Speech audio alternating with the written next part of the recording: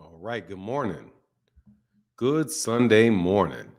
Expensive paper, man. Say bomb squad. Hey man, what's going on with Deontay, man? When we gonna find out something about Deontay, man? When we gonna find out what's happening with Deontay the Bronze Bomber Wilder? Boxing is a better place when Deontay Wilder's fighting.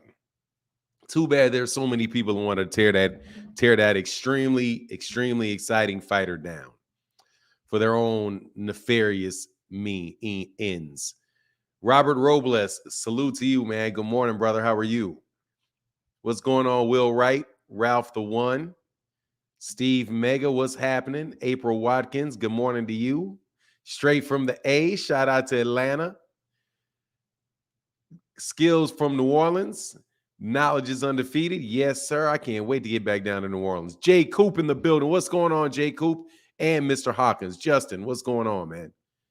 Rodzilla in the building. What's happening? Antonio King, what's good? DH in the building. Bo, what's happening?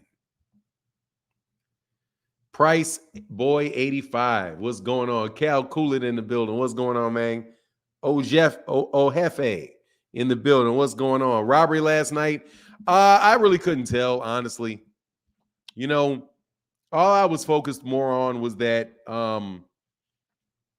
George Kambosos sucks, like I said. George Kambosos sucked. I didn't listen to the scorecards. Like, I didn't follow it. I didn't keep the score. I wasn't focusing on it well enough to know whether or not that's a robbery.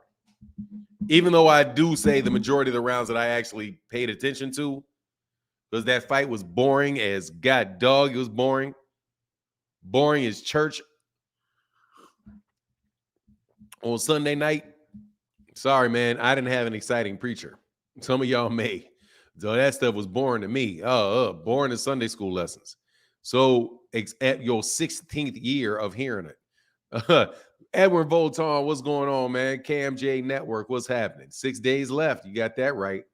DeMariano in the building. What's up? The weakest undisputed run ever. It was very, very, very weak, bro.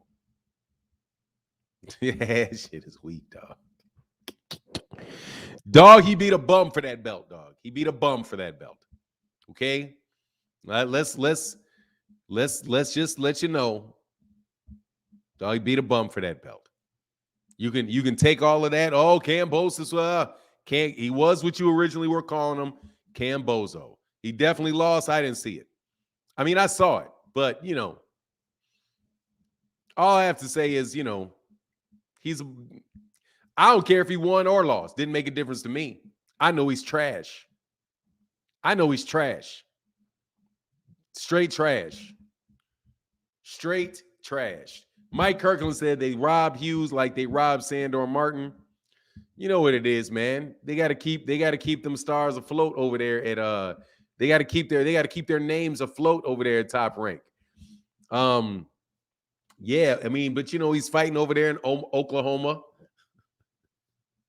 What a star, bro. So this fight gonna leave some speechless. It to make it worse, the outcome remains uncertain.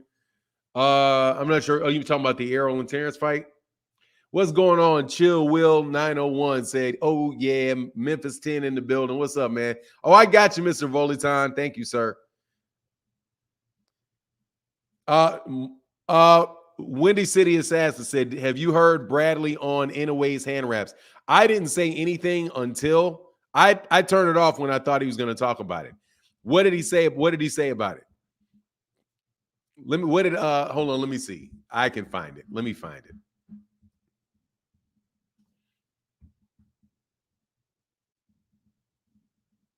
I was having fun with people yesterday.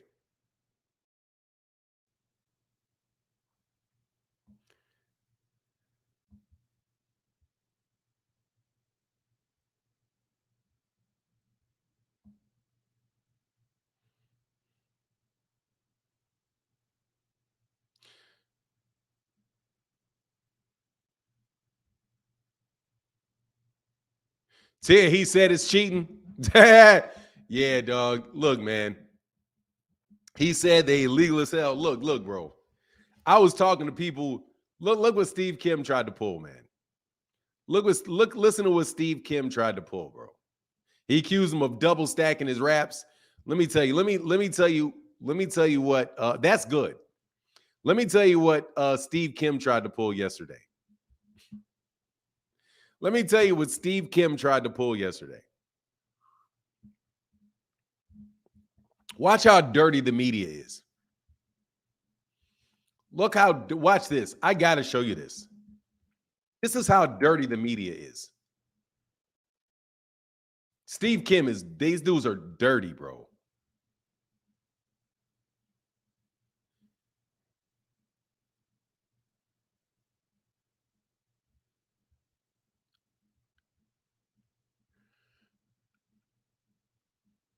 Watch this. You guys got to see this. I want to see what this Ring magazine writer tried. This is how bad these guys are. Watch this. I watch this, man. Steve Kim, you should be ashamed of yourself, bro. And I mean it, man. You should be ashamed of yourself. This is an all-time low, bro. This is an all-time low. All right, so let me pull this up. Let me make it a little closer. All right, so let me click what he says first. Here's what a noted trainer who raps hands told me via text. This is an EITH move. Dumb effers. Why wouldn't you, anyway, should know that no matter how much gauze and tape is or how you fold, roll, bend, twist gauze, it'll never be harder than bones and knuckles. It's an illusion. If you don't care, I don't care if our opponents put tape on the knuckles, 3-4 rolls of tape on the hand. Go for it. As long as it's gauze and tape, knock yourself out. Now, can anybody, because we like to have logic classes here. We like to teach to people to read. Can anybody tell me what stands out about that statement? Is there anything that stands out, any statement that is made in the middle of this that will absolutely blow away any and every bit of this man's argument? Besides the fact, paint is not a, no. That's not it. No, Steve Kim's dumb. No. He's being very slippery here. He's not dumb. He said, Fanon in the chat, do y'all notice that it's the people who don't have to take a punch that's trying to downplay the issue? Yeah, not pain is not illusion. No, watch this. I'm going to tell you what it is. It's very slick. It's very slick. The gauze first? No, it's this statement. Here you go. You ready for this? This is how people try to get you. It'll never, watch this. Watch this. It's this statement right here. It will never be harder than bones knuckles. No, it's that it'll never be harder than bones and knuckles. That's a true statement, that tape and gauze will never be harder than bone and muscle. That's true. Guess what else will not be harder than bones and muscle? Bones and knuckles. Plaster of Paris won't be either. You don't hit people with your bare knuckles. You don't have to be harder than bone and knuckle.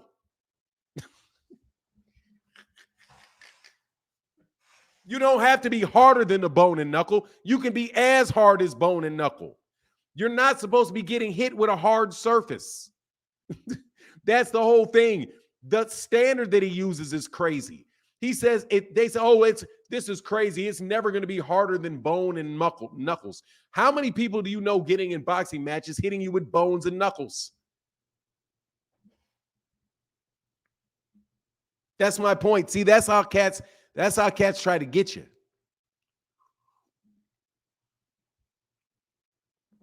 Medically speaking, Steve Kim's statement is stupid. That's not his. If that's the case, why use glove? That's my point. He's saying it doesn't get harder than bone or muscle. And bones, knuckles. Bones, knuckles. Dude, you're not supposed to have your knuckles exposed. Plaster of Paris is not harder. Guess what? Plaster of Paris is not harder than bone. You can't put plaster of Paris in your gloves, and it's not harder than bone knuckles either. It's just a statement that means nothing. And this guy tried to throw this out there, and I Steve Kim is an intelligent guy. He's intelligent. He's kind of, he's intelligent. He knows what he's saying. And by the way, he didn't even quote anybody on it. You're a journalist. What are you not quoting people? You're supposed to be quoting people for it. You're a propagandist. With the cast, I can throw as hard as I can without the consequence of breaking my hand.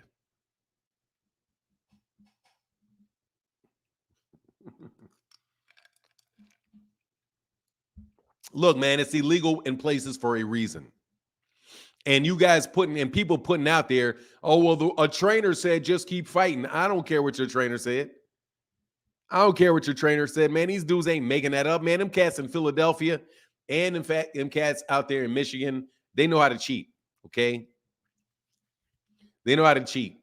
Cambosa's got an early Christmas present last night, right, Fanon? Apparently he did. Apparently he did. I just know he sucks. So it doesn't really matter to me, man. I'm not going to lie. It don't really matter to me because he sucks. He won a fight. He'll get another one. Guess what? If Maxie Hughes would have won the fight, another guy that sucks would have won a fight. And then he would have moved on. And you see somebody else fighting that guy that sucked. Did I see Inouye's tweet? Nah, bro, I didn't see Inouye's tweet. I know this, though. You guys acting like that's not going to be a big deal in Japan. It is. It's going to be a big deal because it's on ESPN. And though they may not act, they're not going to do anything about it, so don't say anything. Nah, bro. Nah. He's supposed to do that.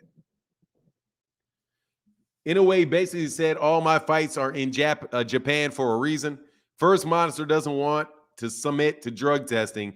Now double stacking. Now it makes sense. Salute to Bradley for making a statement. That's what's up. Fanon and the chat, it's illegal everywhere.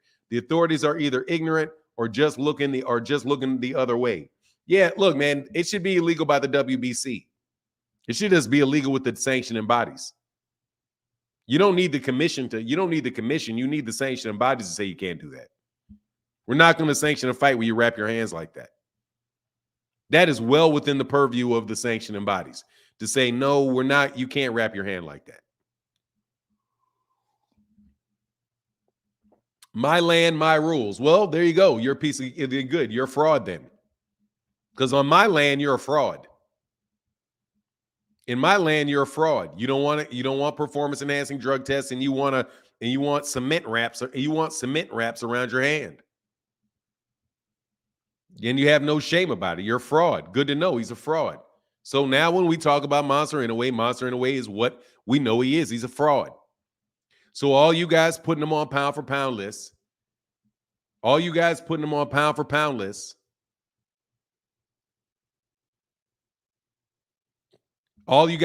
about him like he's some big, oh yeah, he's the best. No, he's not. He's a cheater. He's a cheater. There you go. So you guys can cut out, you guys can kick rocks with anything else that you guys talking about with him. You guys can kick rocks with all that stuff. I don't care how the fight comes out. He goes in like that, you're just a cheater. You might as well dope.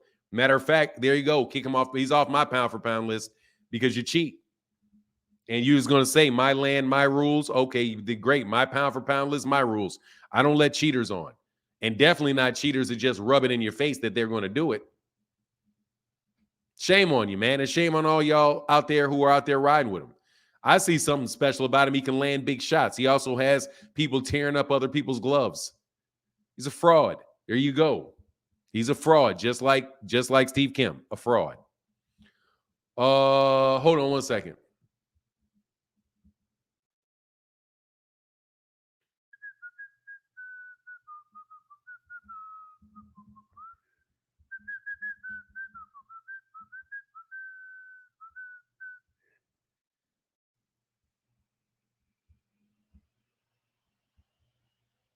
Yeah, I did that again.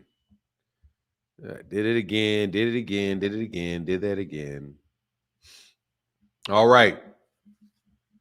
He's a fraud, bro. There you go. That's all I need. I know it. Now we all know he's a fraud. Definitely have known that your boy's a fraud. Yeah, they do the matchmaking. Dude, look, man. I watched the fight. George Kambosos looked like garbage. He looked like garbage.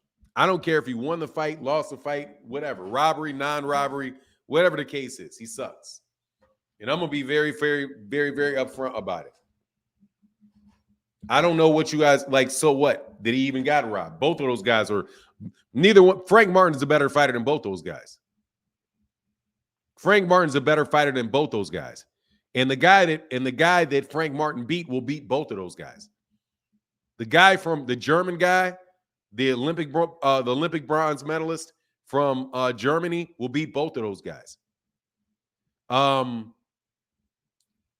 In his very first fight, I'm telling you right now, in his very first fight, Andy Cruz would have beaten George Kambosos for undisputed in his very first fight.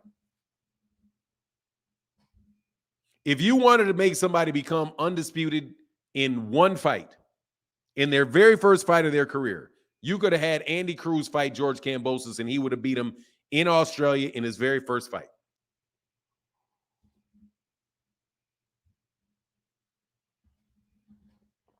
George Kambosos is not a good fighter. So you guys can take all that, oh, what I've done is an undisputed, you can shove it up your backside because that dude sucks. That dude sucks. Flat out sucks. Just like the ESPN guy said. And before that, he had a string of highly suspect, who cares, split decision wins. George Kambosos is not a top-level fighter. For now, the super chat not going through. Yeah, I see it. Oh, at least it's there. Oh, I thought it disappeared. Oh, he tried to cash out, brother. Thank you, man. I don't know why, man. Hey, man, I appreciate you, bro. Maxie boxed him all night. Hey, man. Cruz will beat Rivera. Maybe he will. Maybe he won't. I don't know if he will or if he won't. Tevin Smith, you seem to be somebody with an axe to grind. I have to make an admission to you. I think you're somebody that has an axe to grind. I'm just telling you, that guy sucks. That guy sucks. I'll take Yoshina. I'll take Yoshina over George Kambosos. How you like that? Who you think's going to win, George Kambosos or Yoshina?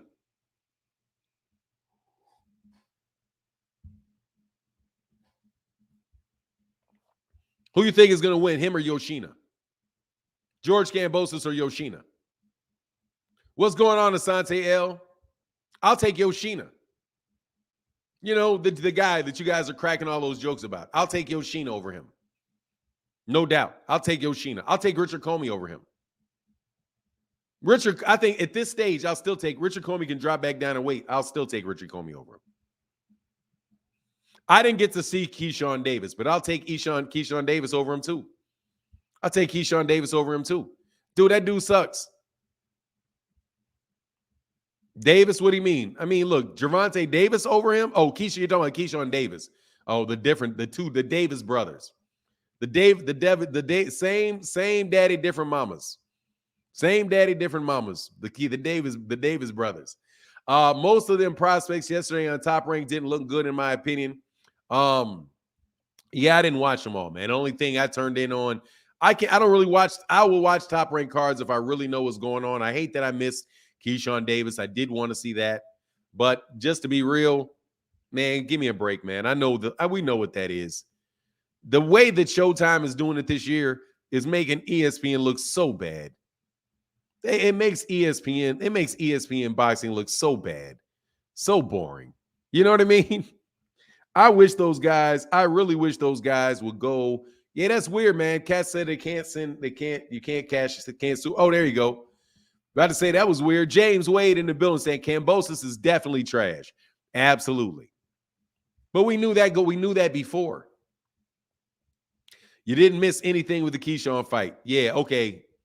Yeah, I wanted to see that because I like Keyshawn Davis. No joke. That's my brother in mental illness. So I'm riding with Keyshawn Davis. Just so you know, I like Keyshawn Davis. I'm rooting for Keyshawn Davis. You know what I mean? I'm really rooting for Keyshawn Davis. Double stacking the gloves, bro. Double stacking it. Cal Cooler said test. Hey man, thank you, bro. Thank you, man. Appreciate you, man, for that test. Thank you. Much love in that super chat, brother. You said test. It went through.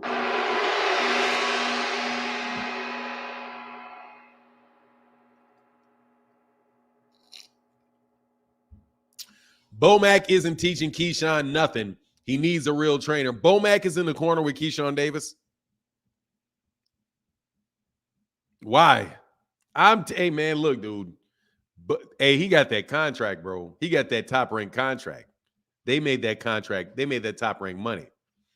Really? Yeah, okay. Yeah, you know. Like I'm saying, dude, I ain't buying it, dog. I think they riding off talent, dog.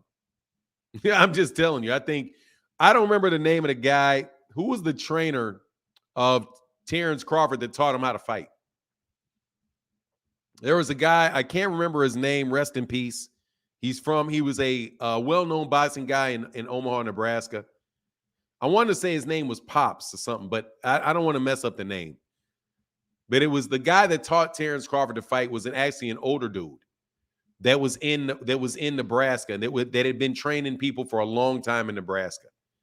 And as he got older and Terence Crawford came out of the amateur, then he switched over to fighting with Bomac. But Sante, come on, man. Come on, Sante. All insults in the super chat, bro. I can't do it, bro. Hold on 1 second. I don't want to do that, man. I don't want to insult that man. Even though I got to tell you, man, I might as well, bro. It don't do me any good not to. You know? Hey, Chill Will said Emmanuel Augustus could come back and beat Kambosos.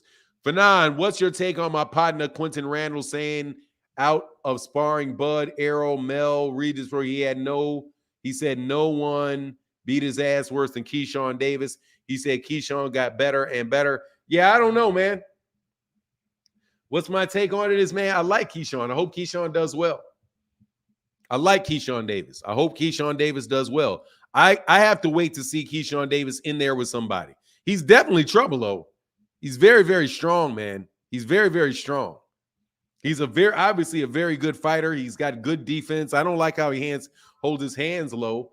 But, you know, as long as they are building up, as long as they building it and they doing their thing, you know, I think Keyshawn's going to be good, man. I rocks with Keyshawn Davis, you know. I wish I could rock with him a little harder, dog, but it's tough. It's tough on me because they be hating on me over there, you know. I'm just a black man trying to have a boxing conversation. They be hating on your boy, Mighty Heavy over there. What's going on? Skills from New Orleans said another shot of immortality. Another shot at immortality. Thank you, brother. Appreciate you for that $5 holler, brother. Thank you, man. Hey, Cal Cooler said, hey, Fanon, they were listing Kambosos as a former undisputed champion all night on ESPN, and as well they should. As well they should. As well they should. George Kambosos is an former undisputed champion. And I still maintain shame on y'all haters for saying otherwise. He's trash, but but tell the truth. Number one, he's trash. That's the truth. Number two, he's an undisputed champion. That's the truth. Because you don't have you guys do not have a vote on the matter. Windy City Assassin in the building. What's going on, man? He said, Fanon, one of Chi-Town's finest, 6 more days. You know what it is. I'm love when you say that. Definitely one of Chi-Town's. Always been telling y'all I'm one of Chi-Town's finest. Yeah, I'm definitely, man. All day Chi-Town through and through. Actually, Chicagoland area. I'm from the suburb, a little bit out in the suburbs is where I grew up. But still, it don't make no difference. Same area. Unless you from Chicago, and then they'd be like, man, you from the suburbs. Like, man, I grew up in the suburbs. I lived in Chicago for years. However, that's how Chicago people try to do you, making inner city people want to make you feel better. But you know what it is. Love Chicago all day. I ain't never claiming Wheaton. I ain't never claiming Lombard and all of that. Not claiming that. I'll claim East Wheaton, though. Hey, well, that means Tia was the first and youngest undisputed champion in the four-belt era. Yes, of course, but that doesn't work for the Devin Haney narrative. But you can't say that because that doesn't make Devin look special. You got to steal that. You got to steal that from Tia and give it to Devin. Do you know what I mean? So look, man, it is what it is. Like I said, man, I'm sick of the Devin Haney talk. He's not at 147 anymore. He's not going to be at 135 anymore. I hope Regis Prograis got enough stints to stick them dudes for all the money they can out of that. Because they just acting like that fight is a foregone conclusion, man.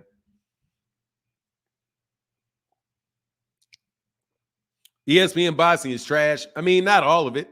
They got some great fighters over there. Hey, man, Rick Tins, man, how you all so healthy and you smoking? Said, I was at a cigar lounge last night while watching the Kambosos fight with music blaring and Kambosos was getting pieced up.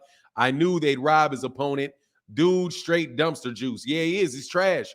Chillville in the building. What's going on with them blasphemous words around here, bro? Boom. There you go. There you go. He right there.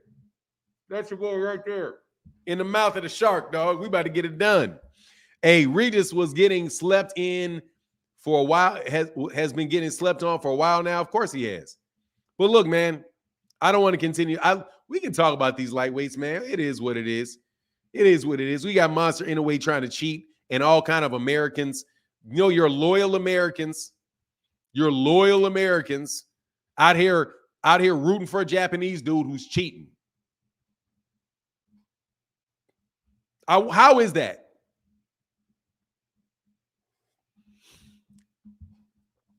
I don't like cigars. Yeah, man. Hey, dude, I hate cigars. There's no purpose in them. Man, that shit makes no sense to me, smoking cigars. I'm like, man, nuh-uh. If it ain't gonna get you elevated, what the hell are you smoking it for? There ain't no purpose in that shit. Like, man, people say cigarettes are addictive. I'm like, how? I've smoked cigarettes before, and I was like, how do people keep doing this? What is this? Like, all you doing is sucking in smoke, and it wasn't addictive to me at all. Trust you me. Threw that shit right away. He said, ha, you all from Wheaton, y'all had solid football and track team when I was in high school. Yeah, we were winning state at football. That's right after I left. You must have been around in the 90s. Yeah, we was killing it in track. I was killing it in track. Yeah, but I'm from out there, bro. But I rep Chicago. All Chicago teams. All Chicago everything. Because we wouldn't be there without Chicago. All we are is I'm just out there with the Republicans that didn't want to pay city taxes. That's it. You know what I mean? Devin Haney in my Phenom voice. Thank you, James Wade. Thank you, brother. Appreciate you, bro. Phenom, my classmate had his 50th birthday party there last night. I was full of that Hennessy and Coke. So what? Oh, Hennessy and Coca-Cola? Hennessy and Coca-Cola?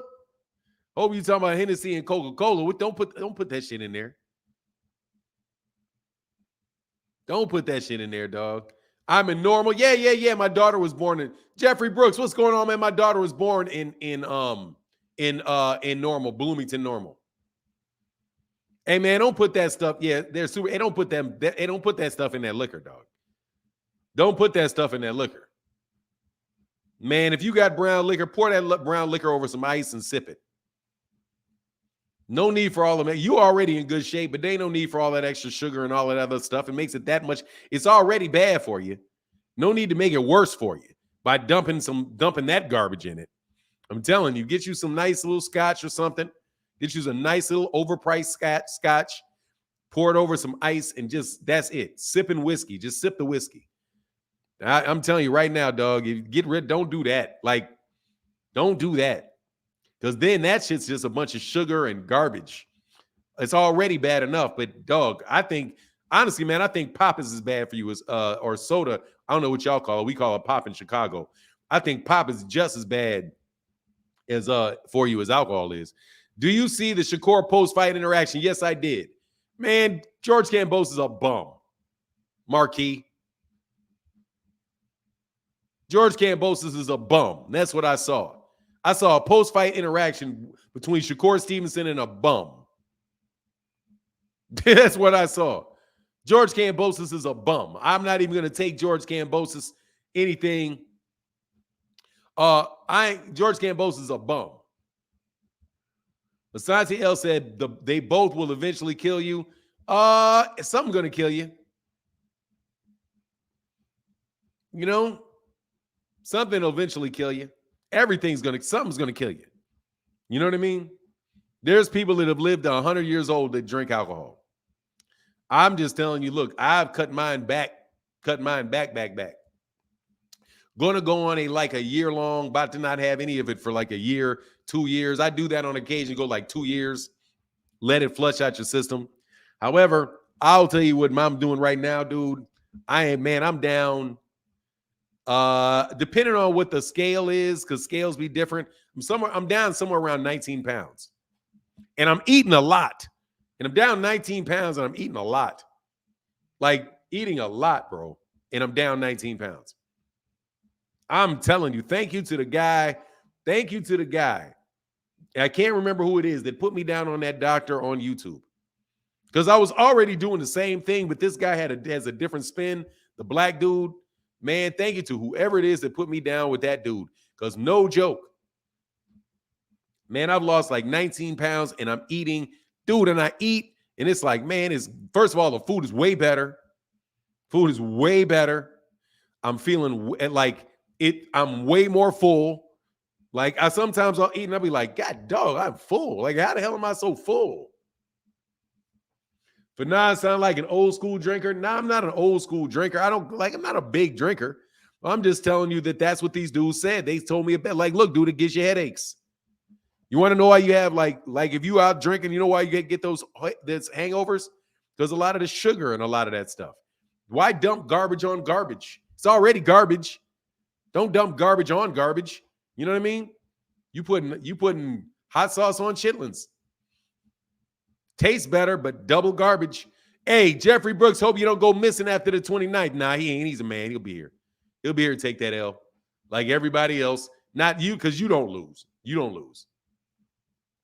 Asante L said, Martin, I was at 230. 230, I was 255. Hey, man, I'm telling you right now what I'm trying to go to.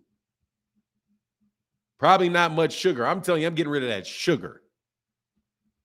I'm telling you right now. I'm telling you right now, I'm getting rid of the sugar. I'm done with sugar. That shit I'm out of there with that sugar. No joke. I'm done with that. That stuff's a killer right there. You know what I'm saying? You know, hey, it's hot sauce with chitlins. I'm sorry, I gotta have it. I'm sure it tastes good because that's what people say. I ain't never tried it, but that's double garbage. He said, I'm from Plainfield. I remember y'all won 09 and 11, had Corey Davis, who plays for the Jets now. Yeah, dog, but hey, dude, true story, bro. You talking about Wheaton, Warrenville? That's the high school that I went to. That coach that won all those championships, dog, he's a POS, dog. Man, I swear I ever see that old man, I still slap that old man in his mouth. Because them dudes made my life miserable because I didn't want to play football. Miserable because I didn't want to play for them. I was a decent football player like in Pop Warner, you know, but I was easily the fastest dude in that. I was easily the fastest dude in that school. Easily. Like the football players, man, I used to blow the football players out. It would be fun. I'd blow them football players out like they were jokes. So, but later on, they wound up combining the schools. But man, him and my dude, So Deep, they were so mad because we wouldn't play football. And the whole time I was thinking to myself, if you just ask nicely, I would have played. Said, hey man, will you go out for the football team? We think you'd be a good receiver. I'd be like, yeah, I used to play football. That ain't nothing. I learned the plays. I'll play. But no, man, them dudes wanted to force you into it and ridicule you and whatever, dude. But they, you know, them they wound up fixing it after me because I was about to sue them. Just so you know, I was about to. They got in a lot of trouble over something they did to us. After that, they got right with black athletes, and after they got right with black athletes and started mistreating all that talent they had around there, that's when they started winning state championships. When they were like, "Oh, we got to stop doing dirt. We got to stop doing black people dirty." That's what happened. That's why they started winning. Because Cats was like, "Nah, Cats, we're not playing. I'm not playing for you." Because of what you did to those guys before. Because we always had a lot of talent. Always been a lot of talent out there. Always got talent out there. There's a dude out there, dude was so nasty. Anyway, this nation puts sugar in everything, highly addictive, and goes unnoticed till the ailment surfaces. Yeah, I'm getting rid of that sugar, bro. I'm done with that sugar. I don't put sugar in my coffee. I'm not eating any of these. I don't want any of them damn desserts. I don't want any of them ho-hos. I don't want any of that bread. I don't want anything that's going to turn into sugar in my system. Dude, sugar is as bad as liquor, bro. Sugar is as bad as liquor. Sugar is as bad as liquor. Because the fat's going to kill you. I'm done with that shit. But then look, dude, I'll stop drinking. I had to stop drinking weed. I had to stop smoking weed. So I still had to adjust for like the desire to catch a buzz. So I know what my problem is. I got to be able to, like, for some reason, during minutes of boredom, because I'm so used to rolling one up and, you know, and chiefing, that instead of that, I'll have a little sip. But I don't enjoy it like I enjoyed that. But I'm working on it, man. I'm trying to become a better person. You know what I mean? I'm trying to become a better person. Anyway, yeah, sugar is the worst. It's terrible, man. It's terrible. Like, I just didn't understand it. Now I understand it. Now I know why it's so terrible. And now I know why I'm so fat. Like, the reason that I'm fat is because of the sugar. Without a doubt, bro. Without a doubt. And now I'm cooking all the time, dog. I'm cooking all the time. Like, and I can't wait to cook. But because I can cook. Anyway, we say one step at a time, OG, the system not easy to escape. Yeah, I know. One thing at a time. Getting rid of that sugar, bro. Getting rid of this body fat. I'm getting rid of this fat, bro. Yeah. Yeah. No, thank you for being. Yeah, I'm telling you, man. I got, like, seriously, I used to smoke. I used to, you know. What? Did I come in your room? When I see earlier, I did. No. I know where it's from.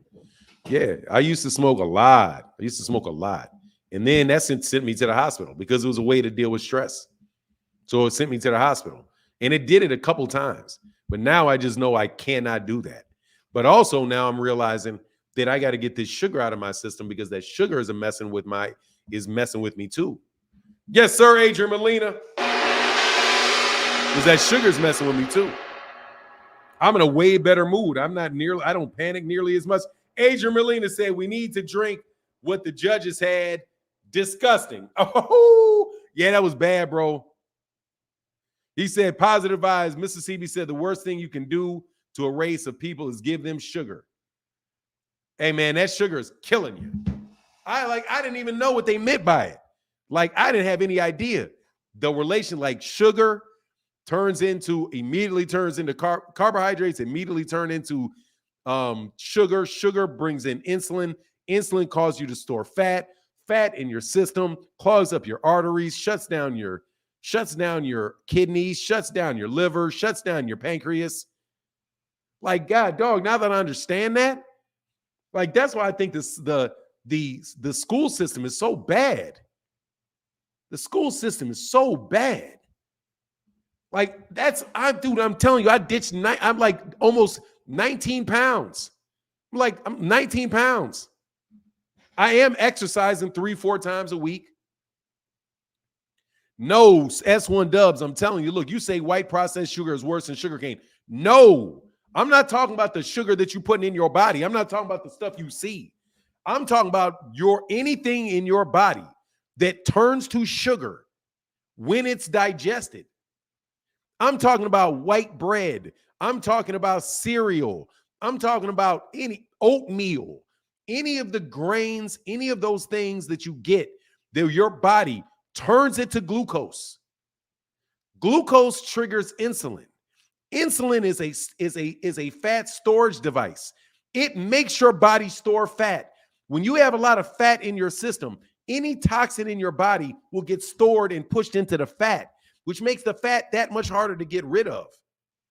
No, bro, it is any of that garbage. It's any of that stuff. Any of the stuff, man. Any of the stuff.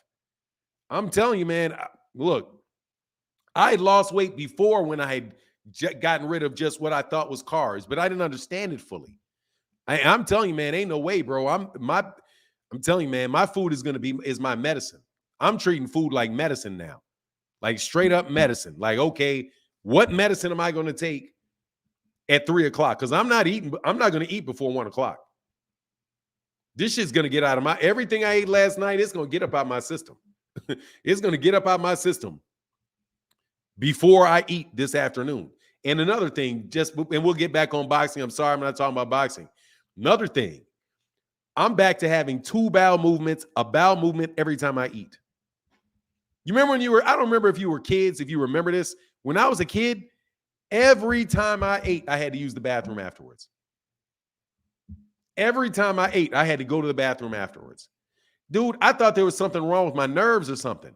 Dude, that's how it's supposed to work. So are you only eating greens and protein? No, dude, I'm eating garlic. Okay, this is what I've been eating. I've been eating fish. I'm seriously, I ain't getting rid of the meat because, dude, I'm not going to do anything. I'm not doing anything that I can't sustain. What I'm eating is, I'm eating this thing called jicama. I've replaced like potatoes with jicama. Fish, avocados, berries, a lot of berries, like all my berries, like blueberries and strawberries, blackberries, broccoli, cauliflower, spinach, a lot of kale. Yeah, I'm not eating carrots because I don't really like carrots. I don't really like carrots like that. And I'm really going to keep I don't eat tofu because I don't want any soy. I don't want anything that people got to combine and make. No processed foods, but really just shit I can cook. So I just jump in there and go cook. I'll make myself some like cod. I like cod. I don't really like salmon. So I've been buying wild caught cod, and then I've been doing like almond butter, like almond bread. Almond flour with a lot of different seasonings in the flour, and then I'll air fry it and things like that. I just got rid of bacon. I was during lunchtime making like an egg, bacon, and avocado, but I was like, nah, because I got rid of Whole Foods. I got rid of the bacon. Not going to do the bacon because I knew the bacon was making me not feel well. Watermelon's too high in sugar for me, but I could do it in stints, but I'm not going to do it, but it's too much. Anyway, avocado butter. Yeah, I don't use bread. So that's what I've been doing. Yeah, so anyway, that's what I've been doing. And I've been exercising 4 times a week. And I've been exercising on this bike 4 days a week. That's my thing. And I'm going to keep that going and keep it going and keep it going and keep it going and keep it going. Yeah, red snapper and I hate wild caught salmon. I like the salmon. I like the regular salmon. The farm salmon, which is nasty for you, looks nasty. Now that I saw the wild caught, now that I've seen the wild caught salmon, the farm caught still looks disgusting. Like it looks like this nasty gray when the wild caught salmon is like pink all the way through. But it's too much. It's too tough. I don't really like it because it's so tough. I prefer the cod because I can do the cod and I can eat the cod, and the cod tastes like my favorite food. The cod is my favorite food because it reminds me of eating filet of fish from McDonald's. Anyway, no, it's not pink dye. It's the actual wild caught it is pink. It may be dye, who knows though. Anyway, let's get back to boxing. I did want to talk about that for a little while though. But nah, that's what I've done. I donated $500 Me donated $500. Really? You donated $500? I don't see it. I'd love it if you did, but ain't nobody ever donate no $500 around here, bro. I fast forward. Okay. Yeah, natural sugars. No, some of them do. Yeah, yes, they do. Berries are better than like mango. You can't eat a lot of mango. Mango is sugar, is sugar, is sugar. You got to have vegetable fruits that have a lot of fiber in it. That's why berries are better, because the fiber, whenever you have carbohydrates, then you have fiber. You can subtract the fiber, the carbohydrates from fiber. Anyway, like I said, I don't want to keep getting into it, but anyway, that's what I'm doing, and I'm serious, man. I'm so sick of being fat. I'm so sick of being fat. So sick of being fat. Like, Dad, I'm fed up with it. You know what I mean? Like, no more of this. I'm getting this shit off me. I'm keeping this stuff off me. I am sick to death of being fat. And I got to do it in a way where it's like, it's a lifestyle change for real. Not like, okay, let me have this diet and I get the weight down and I'm good. Then boom, you blow right back up. I'm not doing that crap no more. Anyway. Yeah, all of it is. Hey, thanks, man. He said berries. Oh, like this, like this water, I have lemon and lime in it for anti-inflammatories. Because if you put lemon and lime in your water, it helps you absorb the water better. Also, it's lemon and lime juice are both anti-inflammatories. So I'm even like right now, I'm thinking, okay, anti-inflammatory. Look, man, I ain't trying to become Bomac, dude. I'm not trying to be a diabetic. And I'm not trying to have a stroke. I ain't joking. I'm walking my way to a stroke and diabetes, bro. I'm right on the path. I saw myself on the road to a stroke and diabetes. So I am most definitely. Oh, I should put some ginger. Yeah. Good point, Fahid, because I got ginger root. I just haven't used it. Yeah, there you go. I'll do that too. Thank you, Fahid. So I was I'm no joke, on the road to diabetes and a stroke. So I got to get up off that road, dog. I got to get on that one. You know what I mean? I want to be the skinny old man, bro. Screw the muscles. You guys can look pretty for the girls. I don't care what it is. I just don't want this fat on me. Anyway, what's the dot? It's this guy, man. He's a really good. It was good. Hold on one second. I'll give you the guy's name real quick. And then we got to get back to boxing, man. I love the talk with you, though. I really do. Hold on one second. What are these niggas on what? Y'all wilding. Anyway, hold on a second.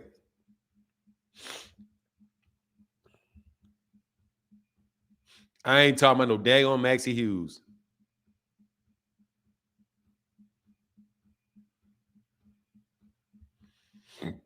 Excuse me.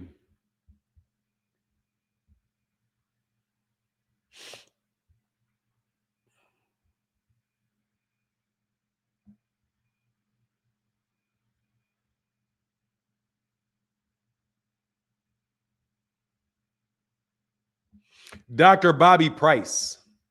It's Bobby Price. For now, grow the beard, give wifey a different look. My wife don't like my beard. I've grown out my beard multiple times. Nah, Dr. Bobby Price. Dr. Bobby Price. Dr. Bobby Price. Anyway, let's get back on this conversation, man. Let's talk about this boxing. Left Slayer, that's the best thing. Okay, I'm sorry. I put ginger in my water when I work out. Okay.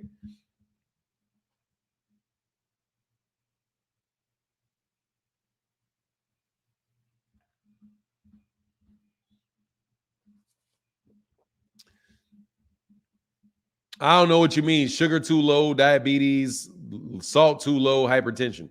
I get sugar. I'm just taking it in through berries. That's it. I'm sure that you need it. That's why I eat it. Oh, Tim. Okay, anyway. Let's talk about Monster. Well, he's a cheater.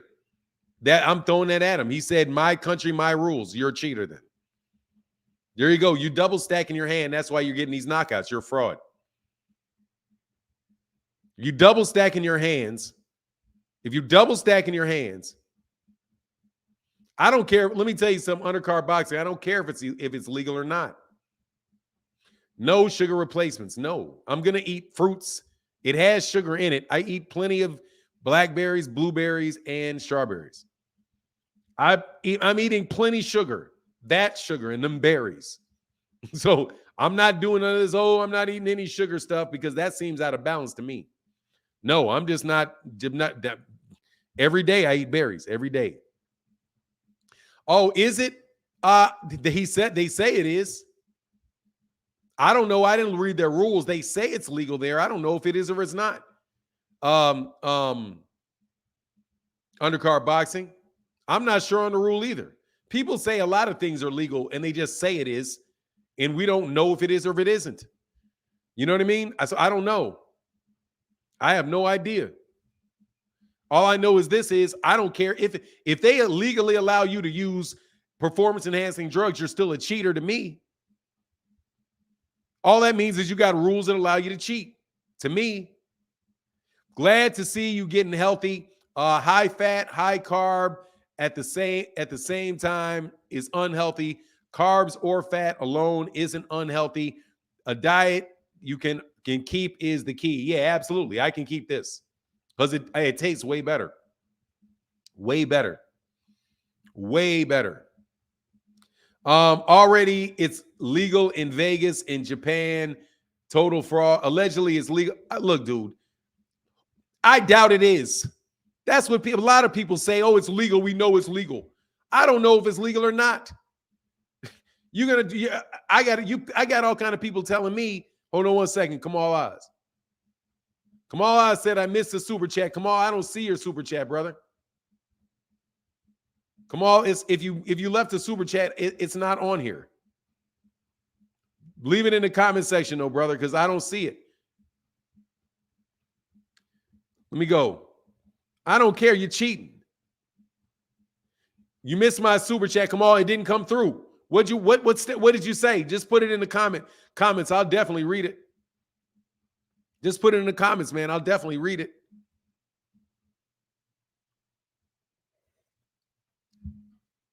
$2 holler. I'm telling you, look, man, I see James Wade in the building. Cal Coolit, Windy City Assassin, James Wade again, Marquis Mike Kirkland, and my guy Phil. That's the only ones that I see. There you go. Metamucil and colon cleaners work great for me. Ooh, hey man, I made a concoction last night though. I made some shrimp, garlic, jalapeno, red onion, minced, freshly minced, by the way, garlic, jalapeno peppers, red onions, shrimp, kale, and spinach. And I did it in a little garlic infused olive oil. Ate that puppy on top of some jicama. On some jicama, which is really good, by the way. I thought it would be nasty, but it wasn't. It was actually really good. Jicama, dog, better than Metamucil, brother. Trust me. Anyway, let's get back to this boxing. Y'all hit the like button, man. Ain't a lot of people in here, man. We only got like 500 people in here this morning, man. People will complain about a fighter coming up with the rule about a fight like rehydration clause, but will be okay with an organization coming up with a rule like that allows plaster. Yeah, all I know is, look, dude, if fighters are saying that is dangerous, and your response is my land, my rules, keep your ass over there then. Keep your ass over there then. Good. That's your rules, and then you're going to cheat some other way too. So his credibility is shot for me. Monster Inoue is a fraud. I'm going to put Monster Inoue. The next time I do my pound for pound list, I don't care what happens with that fight. I'm going to put Monster Inoue off of it.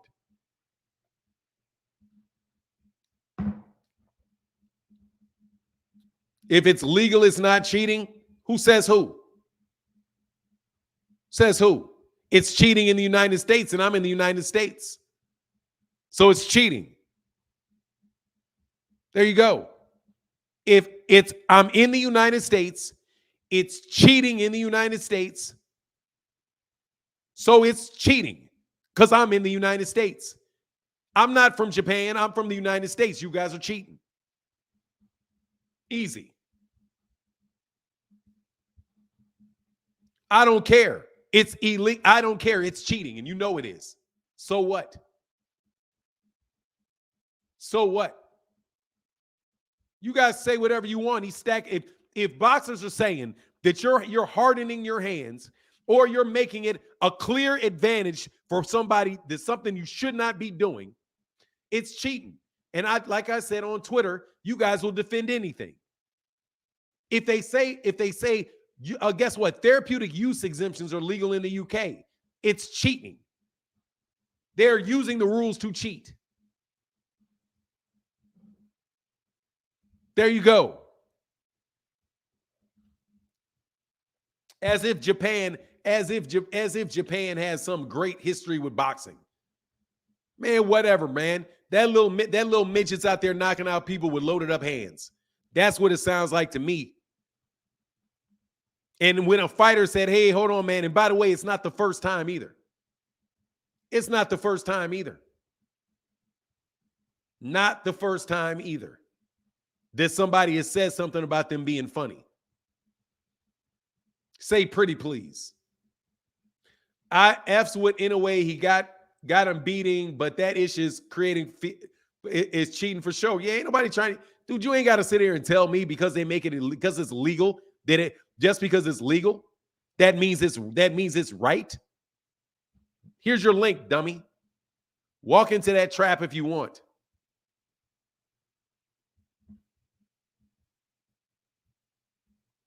There you go, dummy. Jump on here and explain to me that it's not legal. That means it ain't cheating. Because they don't specifically ban it. Go ahead. Try that one. That means it's right. That means it's right. Because it's not illegal. That means it's right. Good job. Whatever, man. Fraud. As long as it's getting U.S. getting cheated, it's okay. Yeah, and this is American fans saying this. It's American fans saying this. You agree with what? Magnum opus, you agree with what?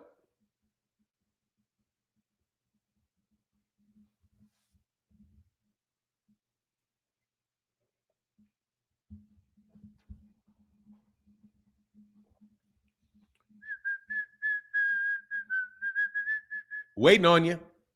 Boxing is naturally brutal. Why enhance more brutality? Why would a doctor give you a thicker needle if it's totally unnecessary? Look, man, if the man is loading up his hands, because that's what boxers are saying he's doing. I've never wrapped anybody's hands. I've never got hit by somebody whose hands are stacked. Double stacked, excuse me. But boxers are saying it's cheating.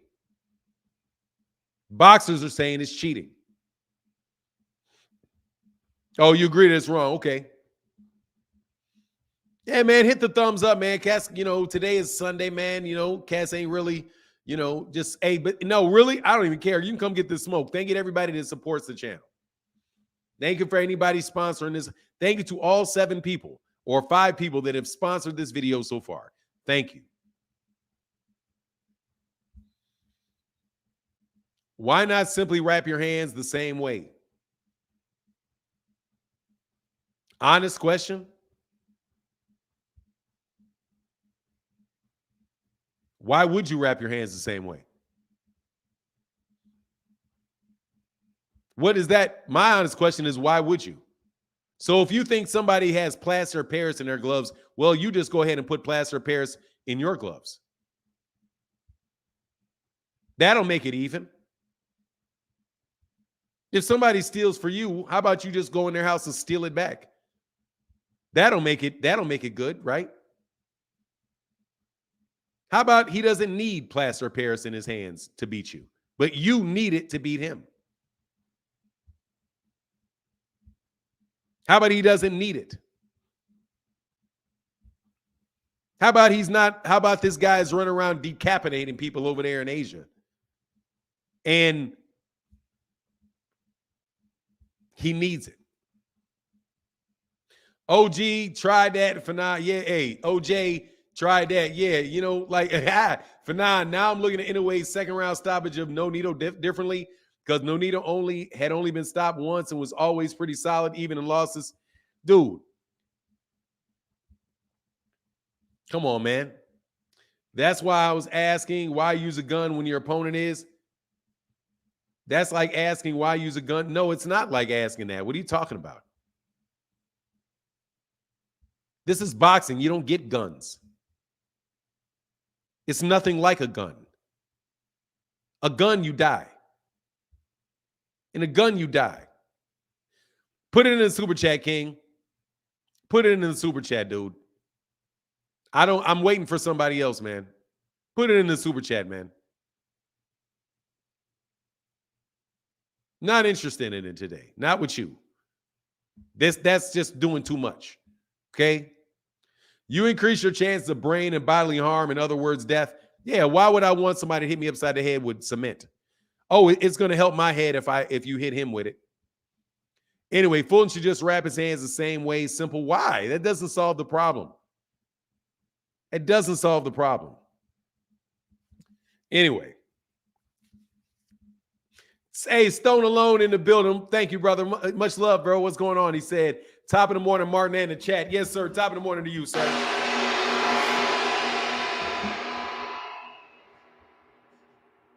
Skills from New Orleans said, why not just win solely based on skill set and talent alone? How about that?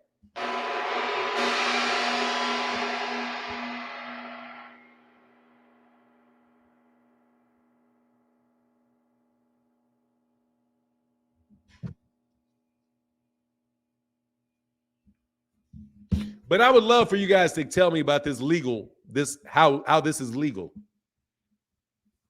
I want to know if it is. Allowing something doesn't mean it's legal.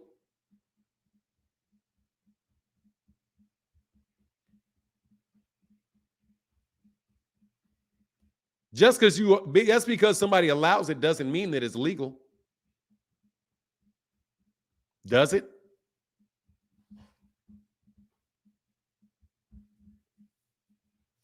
Stay great. And who you got, Bud or Errol? I got Errol.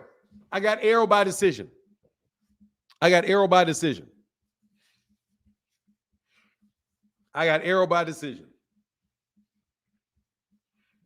Bud looks so big. Come on, man. Somebody jump on, man. Y'all said y'all was going to jump on, man. Y'all ain't jumping on, dog. Y'all ain't jumping on. King was the only one that said, you said, where's the link? I gave you the link. I'm more than willing to talk. You guys been wanting to talk about Monster Inoue, for asking me about Monster Inoue for weeks. Now I'm talking about it.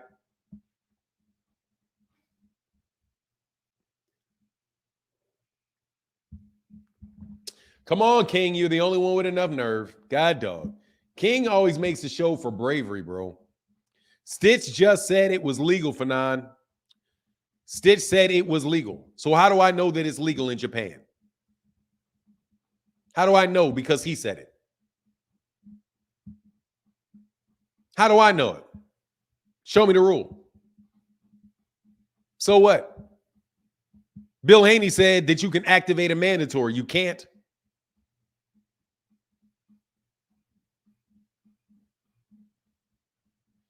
I don't know if the IVs are legal. Show me the rule. The back foot. Show me the rule. Prove to me that it's legal. Stitch said it was legal in the United States. Several other people said it wasn't.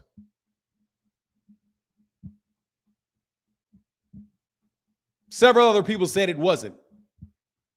And other people say it's legal in one state. It's not legal in the other state. So how do you know if it's legal or not? Good morning. Good morning. How you doing today? I am doing well. I appreciate you letting me on today again. An inspector from the Nevada State Athletic Commission declared that it was legal after the hand wraps with Canelo Alvarez versus Triple G in the first fight. So it is legal in Vegas. It's legal in Texas. Excuse me. And it's legal in Japan. Show me the rule. Show me the rule. I'll send you the. No, I don't want to hear a link of somebody telling me it's legal. I want to see the rule. It's a spokesperson for the Nevada State Athletic Commission. That said what That's is legal? not enough. Show me the rule. That stacking is legal. What is real? They said double stacking your gloves is it's legal. Legal in the state of Nevada. And double stacking your gloves is legal in the state Fulton of Nevada. can do the same thing. Let me ask you a question. No advantage. Okay, so it's legal there. Is it legal everywhere? No, it's not. Then there you go. What do you mean? There you go. It's not legal everywhere. Okay, so the legal age illegal. It's illegal. So it's illegal. The legal age for drinking is 21 somewhere and it's 18 somewhere else. Let me tell you. What does that mean? It's illegal. It means it's illegal. I'm going to have fun with you today. I'm going to get inventive with this. I think you guys are just making excuses. Man. No, excuses for what? The fight hasn't happened yet. Listen to what I'm saying. The Wilder stuff again. Listen to me what I'm saying and stop cutting me off. You're saying it's legal, right? Did you just say that it's legal? Legal in Japan where they're fighting, yes. You're saying it's legal. In some places, yes. That's my answer. And I'm saying it's illegal. In some places, and you would be right. There you go. So it's legal and illegal. Yep. We're both right. So it's illegal. So it's legal. It's legal. It's illegal. So it's legal. No, it's illegal. I can play this game all day. It's illegal. A whole lot of places. It's cheating. It's cheating. It's cheating in a lot of places. Fulton can do that in a lot of places. It's cheating in a lot of places. Let me ask you a question without you muting me. Just one question, bro. No. Just one. No. Quick.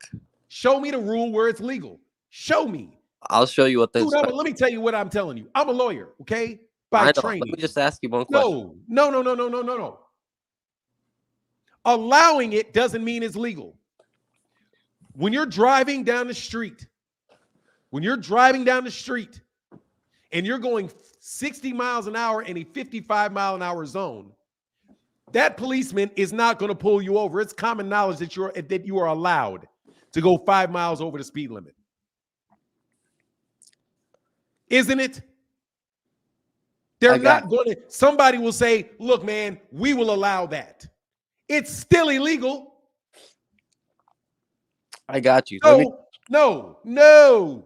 That's why I said don't fall into this trap. You can't answer my question. No, show me, since we're legal experts, you show me the law, the rule, where it says double stacking your hands is legal. You show me the rule. You cite the rule when you tell me something is illegal, because it's legal or illegal. Because the only way that it is legal or illegal is if there's a specific rule that discusses it. If they say it falls within the guidelines, then that becomes an area of argument. And you have to take somebody and go to a court, an arbitrator, or a mediator, or an arbitrator, some form of arbitration, and you make an argument that this is within the rules, and somebody else makes an argument that it is outside the rules. You all keep trying to tell me what is legal and what is not legal, and you are not a lawyer. I'm not. So don't tell me you know because somebody on YouTube said it's legal, that makes it legal. I told you if it's a spokesman from the Nevada State Athletic Commission. I don't care if it's a spokesman for a state, because guess what? The president of the United States said that forgiving student loan debt is legal. And then somebody took his ass to court. And then the Supreme Court said, no, it's not legal. 6-3. But excuse me. Then the Supreme Court said it's not legal. Representatives of states and individuals say things are legal all the time. And then they go to court, and then a judge overrules it and specifies that it's not. I just got one question, man. You don't get no questions. You get to take this ass whooping. If you answer it, I'll agree with you. If you want to tell me that somebody said it's legal, I say, so what? Show me the rule. Show me the rule where it says you are citing somebody who is not a lawyer. He is somebody that writes his hands. He's a guy that wraps his hands. Show me the rule where it says it's illegal. Excuse me. He is not expert on the laws of the state of Nevada. He is a guy that gets paid to do cuts and wrap hands. Just like a taxi cab driver cannot tell you, is not qualified to explain to you all the laws associated with motor vehicles in any given state. It will be a legal expert that tells you that. So don't come up here just throwing around that you know something's legal. Because you screw around, get somebody hurt, and then they sue them and you find out what you thought was legal wasn't legal. Now, do I need to explain to you the legal system? Take your amateur lawyer ass and get out of my face with this. No, you want to cite people that are not qualified to give an opinion on the legality of something. You're a litigator in Japan now? Excuse me. I don't have to be a litigator in Japan. I don't have to be a litigator in Japan. So law to know that you're not. No, I'm not a litigator in Japan. First of all, you don't have to be a litigator to know the law. I'm not a litigator in Japan. But all that tells me is I don't know if it's legal or not. Just like I know you're not. Can you show me the rule where it says it's illegal? Since I know you're not, I know you can't tell me what's legal in Japan. I'm not. Yeah, I'm not. Then stop telling me what's legal because you don't know what's legal. I can't tell anybody if I am not barred in the state that I am in. I don't know how to tell you what rules are rules and what rules are not rules unless I am a licensed member of the bar specializing in that particular area. You cannot have a guy that is licensed in Georgia tell you anything about divorce law in Texas. But you cannot tell me just because you got a divorce in Texas that you understand Texas divorce law. So stop telling me what's legal. You don't know what's legal.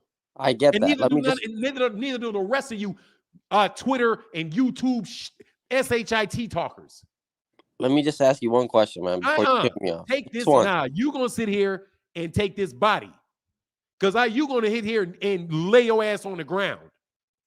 Like I told you.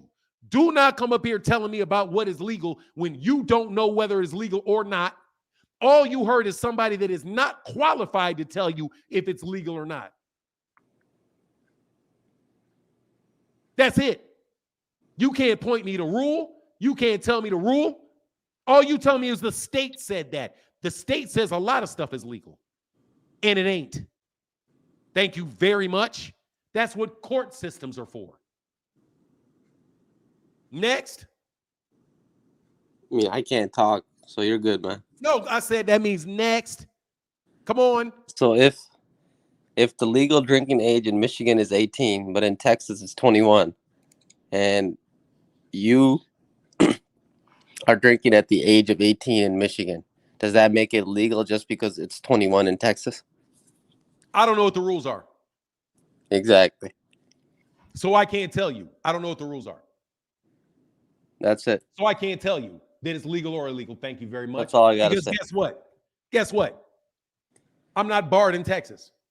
But I suspect it depends. Are you in there with a parent? Who knows? Nope, you're not. How do you know? How do you know what factors are? Giving you an example. First of all, let me tell you why. Let me tell you why that is a very, very bad comparison. Because the drinking age in the United States is federal. It's not state. I do believe that it's a federal 21. Federal 21.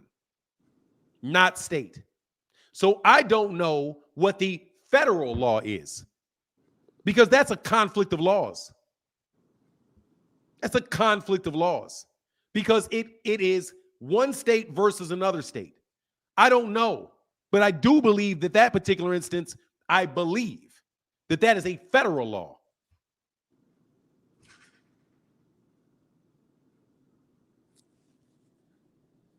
You believe? Okay. No, yes, I believe it's a federal law. Yeah, I believe it's a federal law. Yes. It could take me a couple seconds to figure it out, but I believe. You know why?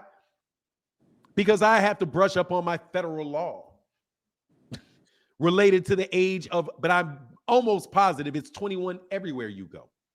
I don't think I know of a state anywhere that you can drink at 18. Now, guess what I do know, though? In New Orleans, drinking and driving is illegal. Do you know what you can do in New Orleans? What's You that? can go to a drive-through daiquiri shop and drive off. What's daiquiri? And sip right in front of a cop with your daiquiri right there. Because they allow it. Because they allow it. That's the difference between that and allowing it. What's a daiquiri? It's an alcoholic beverage. That's what I assumed, but I didn't want to. Yeah. But anyway. All right, man. Thank you. Thank you very much. Good conversation. All right. Mm-hmm. It was an easy conversation. Here's what I'm going to tell you and everybody else that listened. All you guys out here acting like just because some trainer says it's legal means that it is. That don't mean that it is. Okay? If somebody gets killed because of that, and they could say in the state, no. It's illegal because of this reason. Some other law connected to it. Other law connected to it. That could be the interpretation of the people that are overseeing the fight. They could come to oh, yes, we allow that. We don't think that is. Then they get challenged, right? Like, for example, when Harvard University was letting people in their school because they said, hey, it is legal for us to say we will let certain people in. We'll take into consideration their racial background. That somebody made the argument that that's unconstitutional. If they make an argument that it's unconstitutional, they're saying it's illegal. After the Supreme Court decides it and states it, they clarify that specific matter. Then they say, no, you can't do it because we found what you were doing was illegal the whole time because it's unconstitutional. Don't play legal expert, please. And I don't tell drink. me what's For you people don't in have the to chat, agree. That's a fact. You don't have to agree. That's for the how that people works. saying I don't know daiquiri, I don't drink. I don't associate myself with alcohol. Excuse me. You do not have to agree or not agree. That's how the process works. Somebody will say that your law is unconstitutional. If the federal government says that that is a subject matter that is under their purview, they take on the case and they say, okay, we will decide the question of whether it is illegal or not. That they are telling you whether it's constitutional or not. States make laws all the time that are found to be unconstitutional. That means it's against federal law or it's against their state law. So you cannot tell me that somebody you know whether one particular thing is legal or not legal because you walk up on a trainer whose job it is to wrap hands and patch eyes says so. That's a false authority on the matter. Thank you very much. And I would definitely not advise you to take legal advice from anybody other than a lawyer expert on that circumstance to determine whether it's legal or not. They can say whether they will accept it and they'll let you slide or not, because that is a procedural issue. They'll let that slide. That's a procedural issue. Anyway, got to go. Somebody's behind you. Peace. All right. They did it in the United States. I don't care. You can't tell me that you know. How can I help you, Chef Rio Crowley? What's going on, man? First I'm chilling. Salutations to you and to the chat. It's my first time getting on, but I watch it pretty much every morning. I just wanted to give a little bit of feedback on this whole situation. It's kind of funny just listening to it.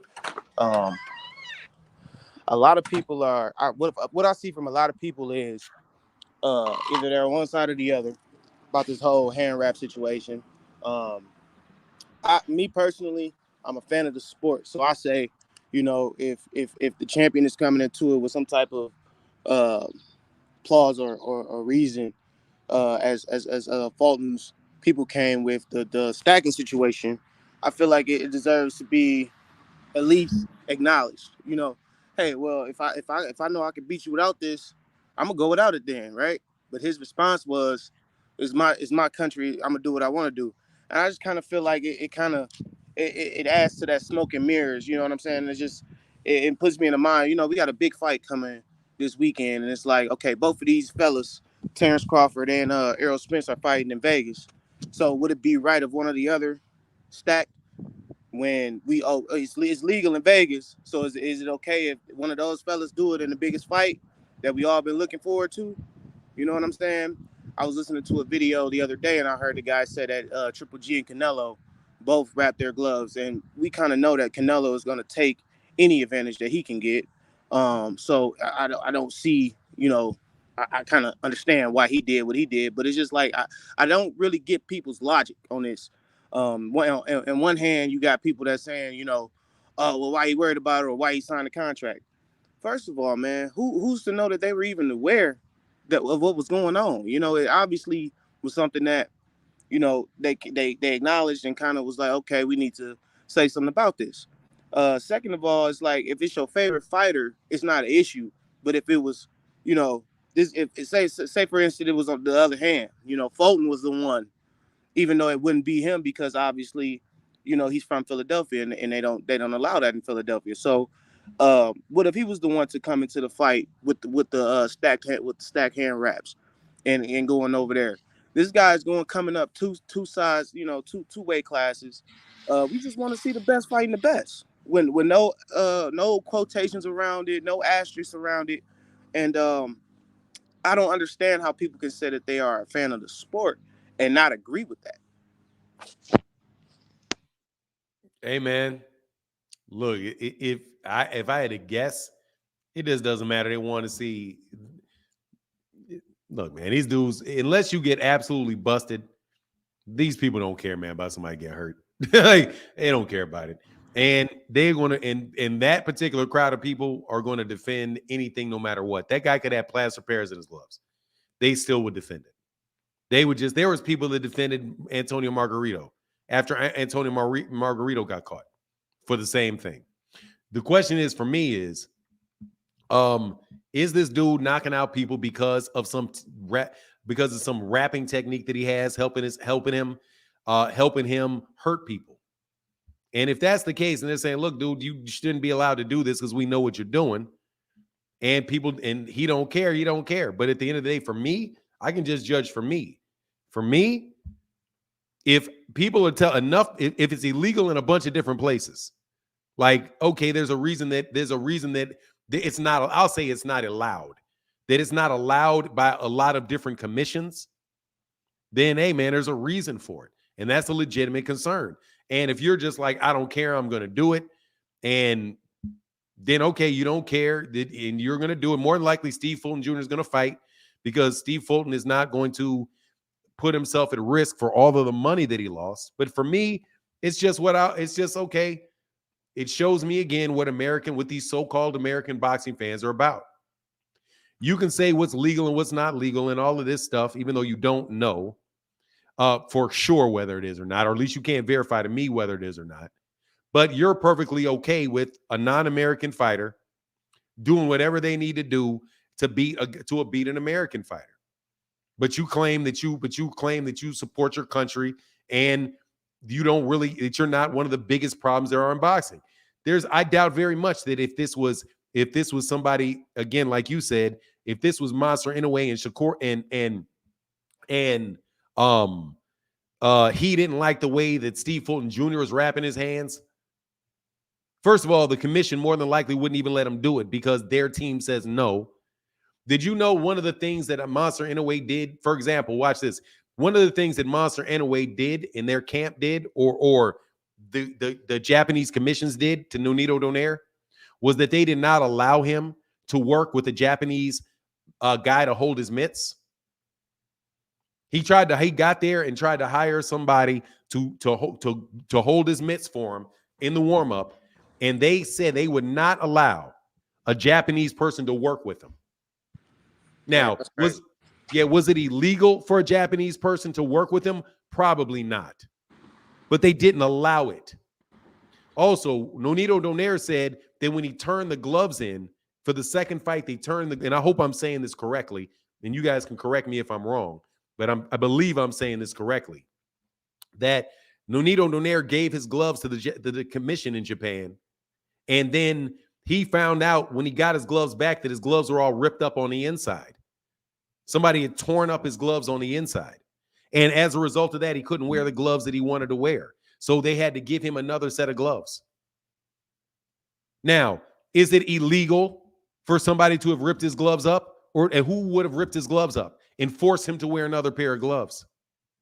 So don't tell me that this thing, you can say that it's legal, even though you don't know if it's legal or not, because I doubt very, very much that there's actually a rule written down that says you are allowed to tape for the specific measurements of the amount of gloves tape you're allowed to put on your hand, then over the gauze, then over the top. I doubt very much that there is that level of specificity written into the rule. And more than likely, that is a commission who says these are our guidelines, and we're allowed to, under our guidelines, we're okay with that. But guidelines for in certain circumstances include judging, taking into people's consideration a race of a fighter before you give them a fight. Like when the Top Rank had no black fighters written on a wall, or when you go to the police department and they write these guidelines up and says, okay, who are we going to pull over this weekend? If they're black, we're going to pull them over. If they're white, we're not going to pull them over. That's a guideline. That's not a law. So I don't know whether or not it's legal or not any of these places, or whether that's a guideline that is being used by the commission. So I wish all of these legal experts would tuck it and stop trying to tell people what they know something is legal or not legal. You're just justifying it and accepting on blind faith that's what somebody says about it. I don't know what states it's legal or illegal in. I don't know. And that's the thing. The rule says no double stacking of wraps. Yeah, what's double stacking? Correct. But anyway, correct. Go ahead, man. That's what Pim said. What rule is that? I don't. If there's a specific places that prohibit it and they're very clear about prohibiting it, then it's prohibited. But if they don't write something that says it is allowed, anyway, that's too much. All right, hey, thanks. Thank you. Go ahead, man. I'm sorry. I do believe that's the case. I'm not gonna keep you too much longer. I just want to touch on that one spot. I do think that's the case because from what I hear from the corner, they had an interview of the guy that was in the corner for Nonito when he fought Inoue, and he basically said the same thing. He said it was allowed. He said that's what they allowed him to do. So it's basically. I don't think it has anything to do with legal or illegal. It's exactly what you said. It's what is being allowed for him to do. And the guy said he couldn't even get the freaking glove on as thick as he wrapped his hand. And to the other part of it, when people say, "Oh, it's legal," okay, well, it's legal to take part in certain drugs in certain areas of the country, but in other areas of the country, you can find guys in jail for life sentences. Let me tell you what he said. Let me tell you what that guy said, because I listened very carefully. They said they let you put tape on the hand. Yep. And then they talked about how many inches of gauze. Yep. And all of that. And he was very quick with putting the tape on the hand. Oh yeah. Yep. He didn't specifically that one. He sounded very mousy about that. When he started talking about you can put as much gauze and much tape as you want on top of the gauze, that's an entirely different. That's entirely different circumstance. Right. Exactly. And then he said some things that are his opinion. He said, man, no matter what you put over the top of somebody's hand, it's not going to help you punch more. That's BS because you can put plaster of Paris on somebody's hands. Correct. It turns he obviously said, I mean, even Robert Garcia said he said it does get solid when he was talking to the guy over at Fight Hype. He was like, well, I've done it when I'm in Vegas, but it does get solid. Dude, so if it gets solid, in prison, let me just do this right here, dude. Dude, in prison, people can find a way to turn a toothbrush into make a toothbrush cut diamonds. Okay? In prison, they can find a way with any little thing that you give them to figure out how to make an orange get you high as a kite for a week. If you are, that's one of the talents of human beings. You can give them something and they can turn it into a weapon. They can turn it into something that it wasn't intended for originally. We are tool-making animals. These people every time somebody brings out somebody cheating or some big issue, there's always somebody acting like it's no big deal. You can always find somebody else saying it's no big deal. I know full well what the human mind is capable of. People can turn this right. I'm telling you, this little plastic fork that I can snap like this, bend like this, they will turn this into a murder weapon. Somebody's going to turn this into a murder weapon. Correct. So don't tell me that these dudes can do things. It's just tape and gauze. Man, I don't want to hear that nonsense. You got people that are in the prison of Philadelphia boxing, telling you, man, I ain't trying to hear that, bro. I know what you're doing. Don't try to give me that, oh, it's just tapes and it's gauze. I know what you're doing. You are double stacking your hand. You are making your hand a weapon. I don't care if they say like, yeah, but it's just around the wrist and the hand. Yeah, but maybe that holds your wrist firm. I don't know. I know is that somebody can tell me this is how you get over. There are get over artists all over the place. You got ghetto. All kind of stuff is maybe illegal in Mexico, but they allow it. People are, oh, it's illegal. It's illegal to have fight under a false record. Man, there's a bunch of these Mexican fighters got way more records, way more fights than they got on their record. Way more fights than they got on their record, but they're showing their record is this. Man, everybody in the world knows boxing is a dirty sport. Yep. But it only gets dirty when it's convenient for you. Correct. But when somebody warns you ahead of time, he said, Tim Bradley said it gives you 10 times more power. Yep, that's more power. Last but night, no, that can't happen. Come on, no way. Yep. He was on ESPN. You know, he's on podcast last night. You know, when he said that. So I mean, I don't see how people can go one way or the other, but I get it. You know, and like I said, I'm not gonna keep you too long, but you know, it's funny. You know, you could have relations with a 16-year-old in Vegas, but do that make it okay? You know, like, so that's all I got, man. Thank you for the time, man. And I'm gonna jump back down in the comments, man. All right, brother. Get back with you, man. Thank you, man. The Backfoot says, so Mayweather a cheater for illegal IVs? I don't know if is a big. See that, Chief? Where'd you go? Sorry, let me get these super chats. Thank y'all for the support. You guys, let me tell you again, the Backfoot, and you can click this link. You guys keep telling me what's legal and not legal. I don't know, just because Steve Kim said it was and you ran with it, whether there was an IV at all and whether it was legal or not. I don't know. You're telling me that it's illegal. I don't know if it is or if it's not. I have no clue whether it is or it is or it's not. Neither do you. Michael Williams in the building said if it was a black fighter, they'd be doing that to an Asian fighter, all hell would break loose. Yeah, like this. Like this. Where you have no idea if that IV was illegal or not.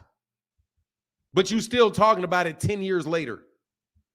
But this man could have, like I said on Twitter, this man could have titanium wrapped around his hands. You'd be like, it's legal.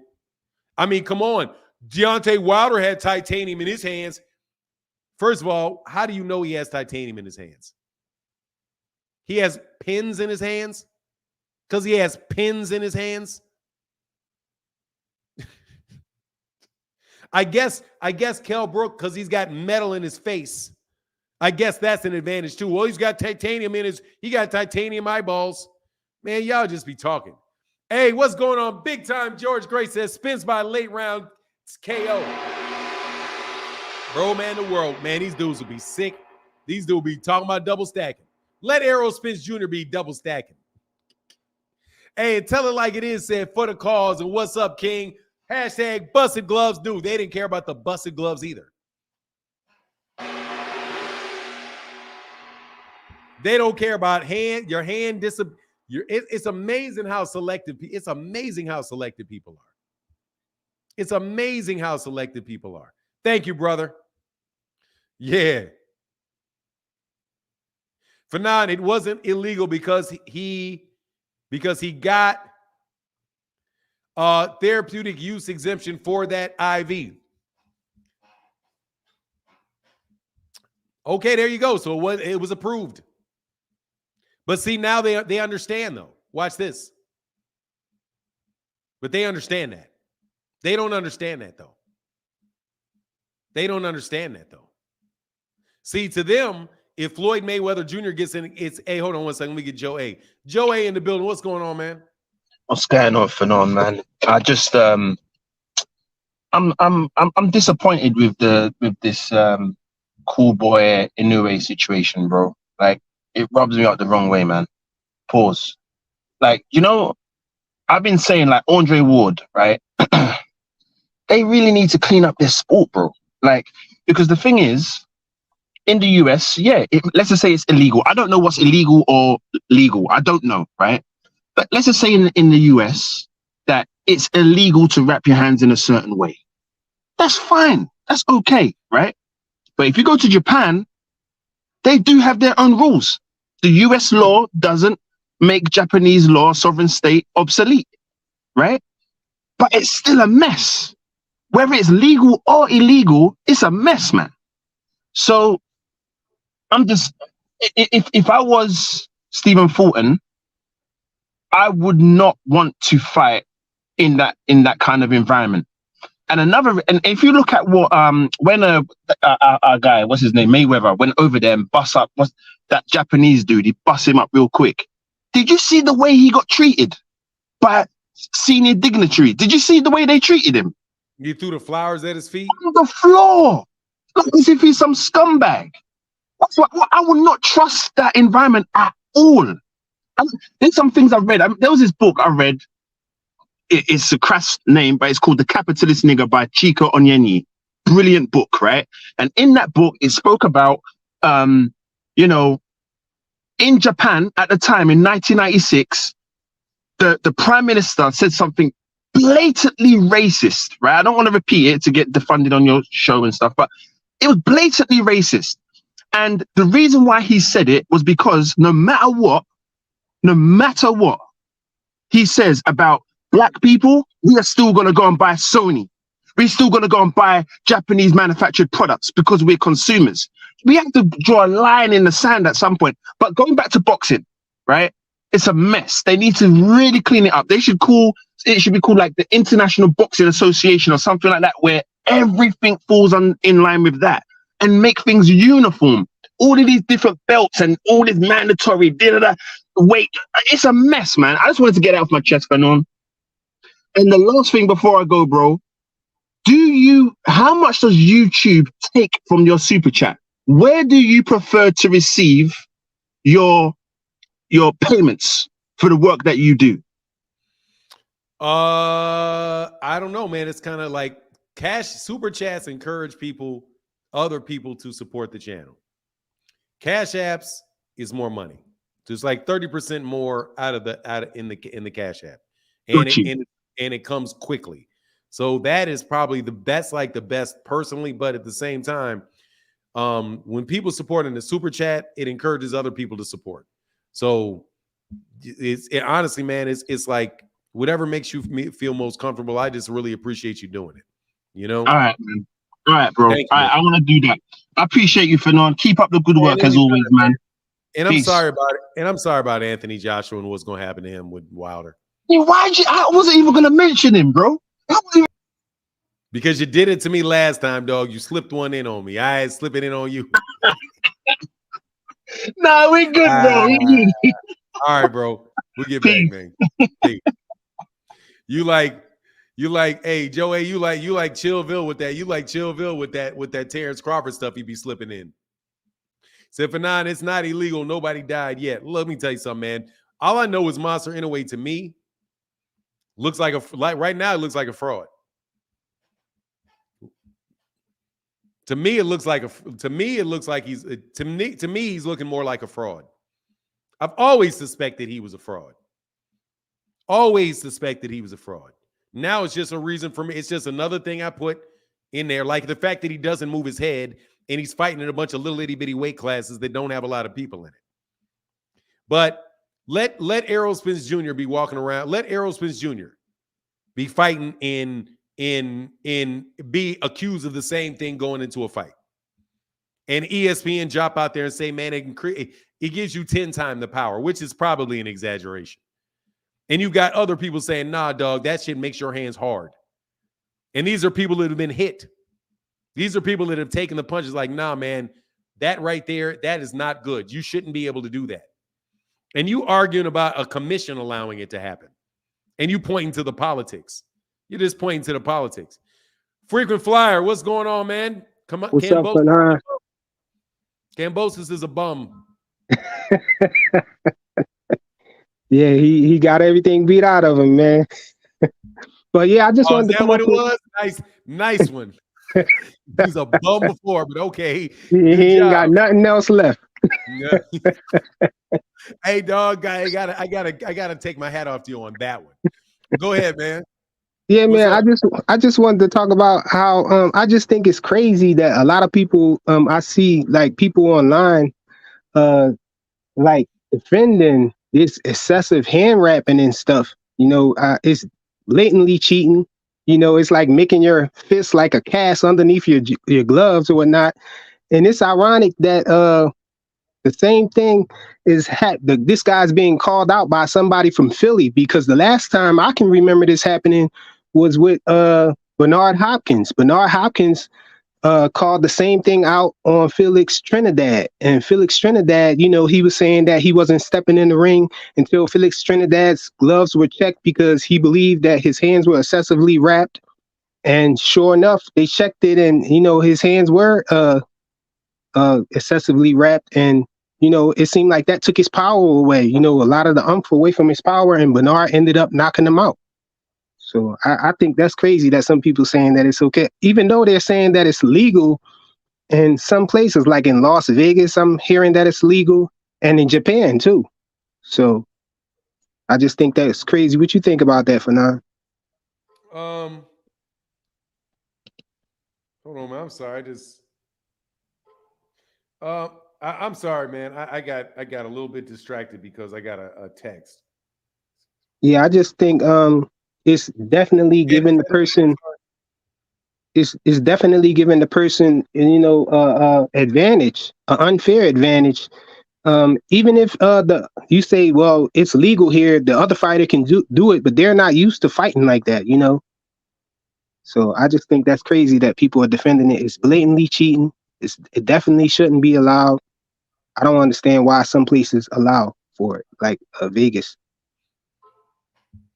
Yeah, hey man, it is what it is, man. We'll see what happens, man. It is what it is, man. Nothing I can really say. I mean, I think I kind of exhausted the topic for myself, man. But look, if he said it's unfair, people don't care. My whole trip is the fact that people people only care about it when it is somebody that they don't like. You know, and it's one side of the boxing fanship, bro, that I just think are really terrible for boxing. There are people that are hoping that Errol Spence Jr., the same people, hope Errol Spence Jr. and Terence Crawford fail, hoping Gervonta Davis and Tank fail. If Floyd Mayweather Jr. has an issue with an IVs, they can remember it for 10 years.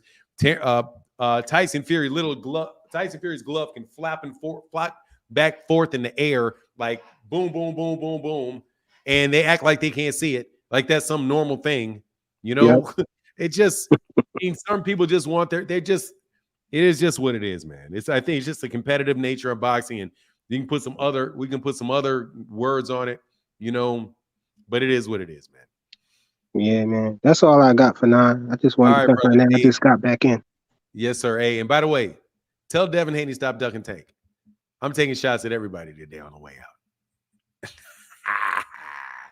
Hold on one second. Dead Game Boxing said, dang, Fanon, you don't think DJ can get AJ prepared enough to beat Wilder? No. I don't think he's going to beat Wilder. No, I do not. And it ain't about Derrick James. It's about Wilder. No, I do not think he's going to beat Wilder. And I'll be very upfront. What's going on, Dead Game Boxing? Oh man, we got them ACs running full blast down here, brother. What's good? I can't complain about a thing, man. Can't complain about a thing. Yeah, What man. up? Look, man, shit. I had mixed emotions in the beginning. Like, damn, bro. You know why? Nobody talking about it. You know what I'm saying? Just us kind of bringing it up. But as I think about it, bro, I kind of like it. And the reason why is because now we know when we go to Japan, it's gonna be a bloodbath. I think if Stephen Fulton through our camp would have been practicing with those type of gloves and them practicing hand wraps their way, I think Stephen Fulton has destroyed this dude, bro. I'm talking about it'll be a bloodbath in there. Uh, and if we gonna go to Japan, shit, let's do it. Let's just make it a bloodbath. You got a boxer that can touch you and bust you up just by touching you. So let's get it, bro. I don't see nothing wrong with it. You don't see nothing wrong with what? With the gloves. Let's go. Let's put them old dangerous things on and let's go to war. We know when we go to Japan, that's how it's gonna be. So let's do it. Okay, why? Why would you? Why? Why would you do that? It's not gonna keep. You're gonna get hit with that. Why would We you want both to? gonna get You hit. don't need it though. We both Yeah, gonna but here's get the hit. thing, man. All right, let me ask you a question. All right, if you can beat me in a boxing match, right? Just assume you can beat me in a boxing match. Uh-huh. So I say I'm gonna bring in a gun. Mm-hmm. You would prefer for me to bring in a gun, you to bring in a gun, because that's 50-50. Well, as long as we that gun, and on top, and watch this, on top of that, in boxing, when you get hit, you can get hit, hurt, and still win the fight. But you screw around with somebody with plaster of Paris, you'll never be the same fighter or person again. but for now, do we both have the same gun? It doesn't matter, dude. You both be dead. No, I'm not really. No, not necessarily. Dude, you're gonna get hit in a boxing match, Well, man. I think I think If Stephen somebody Fulton. hits you, let's use plaster of Paris. Let's get off the gun analogy. If you use plaster of Paris, you can win the fight. You can win the fight. And all you're going to get is two really damaged people hitting each other with plaster of Paris. There's lifelong consequences to that. But look, this is the situation though. Okay. For now, you already know I'm down in Louisiana right here. And let's say at your house, you use those plastic apparel things. You use those plasters.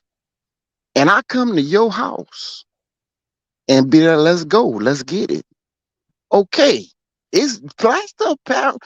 Those things legal at your house. So I'm coming for that smoke. I know what's good. And I already know that's what you're using. I know that's what you're using. And I come to your house. Bro, you come to my house and I got that AK. You better bring the AK. Because you know that's what I'm coming with. Don't bring a knife. Dude, I'm going to tell you right now, bro. On no scenario whatsoever, bro, is fighting somebody with plaster of Paris on your gloves in a boxing match cool. Because it's not worth the damage to your brain. You can die from that, man. Right. For plaster of Paris on the gloves. You can die from that, man. Right. So this is what we're using, though. So we're using.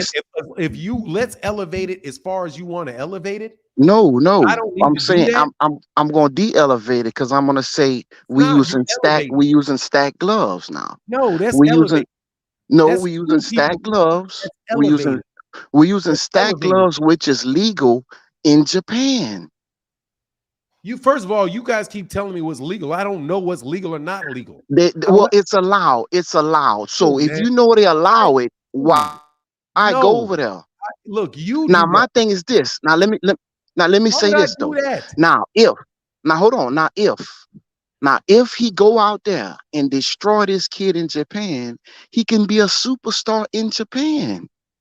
He'll never be a superstar in Japan. Listen, if he go out there and destroy Inoue, he can be a superstar in Japan. Dude, if he goes and beats him without, he can, if there have, let's use the plaster of Paris thing. If this man is using plaster of Paris, We what using good did it may be it do you to be a superstar in we Japan if you can't, if 4 years later you can't talk? no, but we using stack. We using stack raps. We using we rapping them. We just rapping them. Bro, two wrongs don't make a right, bro. You know what I'm saying? But just think about it. You know what's out there when you get touch with them things. You doing some damage. When he touch you, it's doing some damage. So with his skills, his size, the dude gonna destroy Inoue. First of all, we know this. With them, if he used them gloves, if he been practicing, and they just playing mind games right now just to try and throw Inoue off a little bit, and they know what they coming with, them same things he fought Donito 2 in, them black gloves, look, his own. So you think what about steroids? No, I disagree with that. No, what if steroids are legal in Japan? If steroids was legal in Japan, let's go. Let's go. Jump in there with a guy with loaded I'm gloves. taking him. I'm taking him. I'm taking him. I'm taking him too.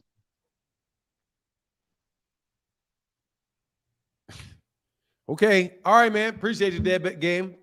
Dead game. Peace out for now. It's All just right, my, just how I feel, man. Peace out. Yeah. Hey, man. Hey, gotta do you. Holler back at you, man. My guy Tevin says a dank for 9. You don't think I got that, brother. Hold on one second, man. I think there was something behind you. Jason F said, if fans or casual fans believe both fighters should wrap their hands like a cast, you green lighting PEDs in sports. The fighters have already risking their lives. Keep the sport clean. That's what people say all the time about steroids. Well, if he's on steroids, just do it too. That's the same. I mean, that's in life in general, bro. That's a bad practice, bro, because overall, you're going to lose that. Over time, you're going to lose that battle. Because the people that want to do it are going to keep doing it, and they're going to keep finding more ways to do it, and you got to keep up with them. You got to keep up with the cheater. You're always going to be one step behind. And then, the whole spirit of the game, the whole spirit of the sport, and the fair competition, it's supposed to be man on man, not man on plaster. Rozilla Jones in the building. What's up, man? What's up, OG? You hear me? Yes, I can hear you, sir. You know I fuck with you, fine. You know I fuck with you heavy, bro. It's been that way for years, man. I got some bad news, bro. Bad news, bro. Man, that boy Devin Haney, bro, he moving up to 140 because Tank Davis ain't sent a contract, man. It's a shame, bro. I hate y'all had to hear from me, bro, but man, bro. You're joking, right? I gotta let y'all know. I gotta let y'all know, bro. You joking, right? Nah, I'm for real, bro. I'm doing serious, bro. My boy's waiting on the contract. He was waiting on the contract. Tell a nigga to send a contract in. Both them boys just got out of jail. You know, tell him to send a contract. Tell him to hurry up, write one down and send it to him. On a piece of paper? Yeah, send it to him. Why can't Devin send it? Why can't Devin send a contract? Cause my boy, you already know he's going to agree to all terms. Then good. Put the terms down. Put the terms down. That, rehydration. Except that rehydration, bro. Then write the terms down and send it. He ain't got to rush. Go ahead and tell he wants to fight. He wants to fight. Go ahead and read his program. I'm fighting Gervonta Davis. Go tell the WBC I'm fighting Gervonta Davis. Go get it. He's got an attorney. Write it down and send it to Gervonta. Easy. We thought that one that had got sent last week. It was rumors speculating last week that the GTD camp had sent one over, and that's what they was kind of popping out on Rise. But I don't know, man. The proof not proofing right now. Send the contract. See, you keep saying what he needs to do. Devin Haney Devin got a lawyer. Devin can send the contract his dang self. Go send one. Why are you waiting on a contract? Send one. Nobody out here unemployed dudes looking for jobs sitting there waiting for somebody to knock on their door and offer him a job. He didn't sit around and wait. He didn't sit around and wait for Eddie Hearn to send him a contract. He called him. He called Eddie Hearn. Easy. He called Eddie Hearn. Why can't he call Al Heyman? So we just waiting, bro. They said they was gonna freeze him out. You We trying ain't to see waiting. Y'all don't want the what fight, the real man. deal is, man. Y'all what don't the real want the fight, deal man. is, Stop pretending. No, I he'll know take no spot. that I know he fight, don't want that Bernard. fight. He don't want that Come fight. on, bro. He don't want the fight. Or he would call him up himself. What is the problem with him calling him himself? He's currently negotiating with like 5 other people. So how much could he really want to fight? If Gervonta was the guy that he wants to fight, why is he talking to Prograis? If Gervonta's the guy he wants to fight, why was he asking for extensions for the WBO to fight Barbosa to allow him to fight Barbosa if he needed to, if Tio retired? He fighting Regis. If he wants to fight Gervonta Davis, why is he in negotiation with Shakur Stevenson? If he wants to fight Gervonta, he showed doing a lot to be wanting to fight Gervonta, doing everything but say let's fight. But the thing is, Regis, I can't say that about Barbosa. Regis and Shakur, bro, they both 2 of them dudes, bro. They both 2 of them dudes. Former champions. Regis the champ right now. I feel like he doing what he need to, while at the same time, you know, he doing what he needs to, not fight. So let me get this right. Nah, chill. Nah. So let me get this right. You both think he shouldn't fight Gervonta and agree with him not trying to fight Gervonta. Nah, I want him. So that's on him. He don't want to. He doesn't want to fight, man. He don't want to fight Gervonta. Just suck it up. Tank ain't showing no interest either, bro. Tank ain't showing no interest either, bro, at all. Devin Haney does not want to fight Gervonta Davis. Yeah, bro. Devin Haney does not want to fight Gervonta Davis. What difference does it matter what Gervonta thinks? Even though his camp said very clearly they want to fight the man. Very, very clearly that they said they wanted to fight the man. They said they called, from what I understand, they said they called Bill Haney, and Bill Haney said, no go, we're going to 140. Who is they that? Out here, hey, y'all out here, some of y'all Haney fan out here lying about well, he's in negotiations to fight. He's in negotiations to fight Chris Colbert. Oh, no, like you even got cover up arguments. I ain't believe that myself. I ain't believe that myself when I seen that. It comes straight out of Haney camp. The rumors. I ain't gonna lie. The rumors. I ain't believe that when I seen that myself, bro. That looked like some fugazi stuff. Nah, but your boy is fugazi. I feel like oh, come on, let's not get that. You see what Devin is doing, bro. I don't know if y'all remember a couple years ago, my boy Regis said he'll knock Tank ass out when he was kind of sniffing around at 140. Yeah, he said he'll knock Tank ass out, and this is just Devin applying pressure, showing him, hey, bro, every boy you shy away from, I'm gonna walk through him. First he did it with Roma. Yeah, okay. So let me get that. Let me understand this right. Let me understand this right. So he really only wants to fight Regis Prograis because Gervonta Davis didn't fight Regis Prograis. So he's trying to prove a point to Gervonta, even though he could just fight Gervonta and beat Gervonta. He wants to go fight somebody else to prove something to Gervonta. So that's why he's not fighting Gervonta. You got an interesting way to justify a duck move. Okay? Man was called every time that man was available for a fight, he had Gervonta's name in his mouth for years. Now, miraculously, what he's really trying to do is he's really trying to show up Gervonta by dropping his belts, not fighting him, and fighting Regis Prograis instead. But it's all to really show that he wants to smoke with Gervonta. Is that right? What'd you say for now? My bad, my connection went off. Oh, I'm sure that connection was bad. Hey, thank you, Rozilla Jones. Appreciate your genuine effort to bring up Devin Haney's name. All right, man. Get back with you, sir. All right, bro. Yeah. Stephen L says stacking is dangerous. Fulton's management team failed him, not protecting him contractually in the place where it's allowed. How do they know when they signed the contract that there was stacking in there? Blame the victim, huh? But anyway, man, the fight's going to happen, man. So it is what it is. Joey said, please ban Devin Haney talkers today. Same damn topic about irrelevant fighters. None of them are fighting right now. Please don't don't let these guys in today. Hey, it is what it is, man.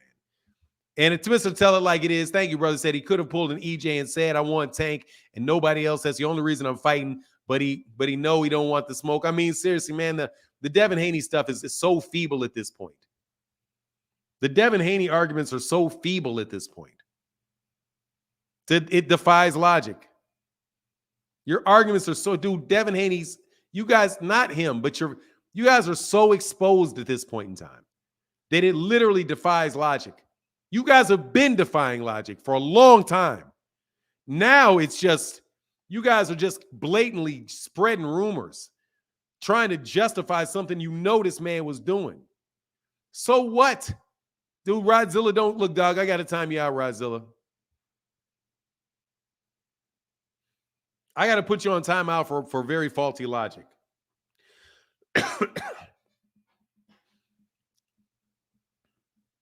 I got to put you out of here for faulty logic. Regis Prograis called him out. The fight didn't happen, and that's why Devin is calling. He's fighting somebody that Gervonta didn't want to fight. Gervonta Davis didn't want to fight George Kambosos either. Still don't want to fight George Kambosos. I bet he doesn't want to fight Maxie Hughes either. So I guess, because Gervonta didn't fight Maxie Hughes, that means that, George Kambosos, yeah, he got that smoke.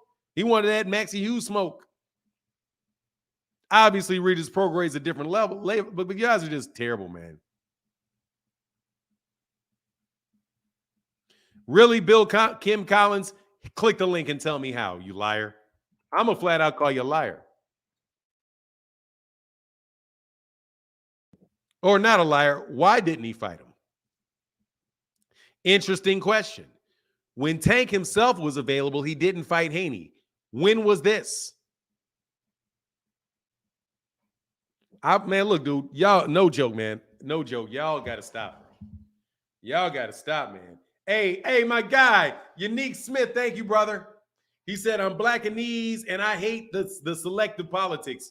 Very selective, bro. Very selective when it comes. Very, very, very. Hey, Joe A in the building said, we know AJ and Derrick James team going to school Wilder. I don't know, bro. I'm rocking with Wilder, bro. I'm rocking with Wilder, brother. I'm sorry. I like Derrick James. Derrick James, I like that camp, all of that. But let me tell you, dog, that dude right there got some Brams on him. But here's the link, man.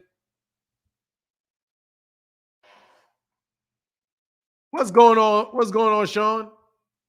What's good, man? I'm in the gym just listening while I'm pumping out these legs, trying to get this man strength. You know what I mean? See you. But real quick, I just wanted to chime in on everything. My guess is, if Fulton Camp, feels this strongly about the gloves or not the gloves, but the wraps and the advantages that that are given to Inoue, why don't they just pull out? Like my guess is, maybe he stands to gain a lot, financially, as well as the notoriety of beating, somebody that's number one pound for pound on many lists, right?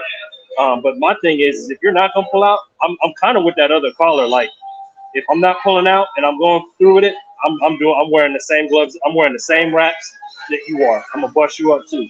That's just me. Like, if I'm not pulling out the fight, right? Because otherwise you're gonna let him do it, and then you're gonna go in and he has the advantage. You know what I mean? But I'm kind of with that. Like, if I'm gonna suck it up and go through with it, you may as well do what he's doing. But the other thing too, is Japan has been known for crooked shit. Like, I mean, I always say, I watch MMA too. They always did real flaky stuff too over there with that stuff. Like, they got a lot of mafia ties to a lot of their combat sports. They're real funny with the drug testing. I don't know if you remember, if you ever heard of Pride Fighting Championships. All of those dudes was juiced to the gills. They didn't test those guys. And they even said it, like, we're not testing you guys. So it's almost like fighters on the same stack that Mr. Olympia is on, and they're fighting each other. You know what I mean? So it's always been crooked. But if he's not gonna pull out and you're gonna go through with it, I think you stack your gloves too. Hey, man, it's as bad as it sounds. You know what I mean? Yes, sir. But anyway, I'll hop off. I know that's probably a contrarian take, but no, I mean it's an honest take, man. It is an honest take, man. I just, I'm just entertaining the whole conversation, honestly, because I think those guys are gonna fight, and it's gonna be what it's gonna be at the end of the day. Yeah. Yes, sir. Well, cool, man. Bro. I'll let y'all get back. All right, man. Get back with you, sir. Get back. All right, I'll see you. Always a pleasure. Always a pleasure to talk to my guy. Kareem Elliott in the building. What's going on, Kareem? What's going on, Mr. Health Man? Hey, man, I'm working on it, brother. I'm working on it. What's up? What's up? Listen, man, these guys are delusional and disgusting. Those couple of guys who talked about, even the playing field and all that stuff, they're delusional. Do they not realize the type of criticism and turmoil they're going to put that kid through if he go in there and do the same thing, and beat this guy? He's going to be criticized to the end of time for doing just that. One guy's allowed to do it. He go in there and do it. He's going to be criticized for it. They're going to tear him down. All in the media, they're going to talk about this guy having that stuff in his gloves because it's one-sided. It's fine for Inouye to do it, but it's not fine for Stephen Fulton to do it. And I'm pretty sure if Stephen Fulton camp, they're going to keep it straight up. They're not going to do any of that tricky stuff. Even if they do, continue with the fight, they're going to just, do it standard. They're going to do it the regular way. Like, these guys don't realize what boxing was based on. All that extra stuff, boxing is not based on all that stuff. All that stuff, boxing wasn't created for that. It was created for, it was called a gentleman's sport at one point in time, So all that plastering your gloves, PEDs and all that stuff, no, it wasn't all about that. You got people who's coming into the sport cheating to get these types of advantage. And him trying to even a playing field over in Japan, man, he's going to get spit on. No way in hell should he be out there thinking about putting that stuff in his gloves.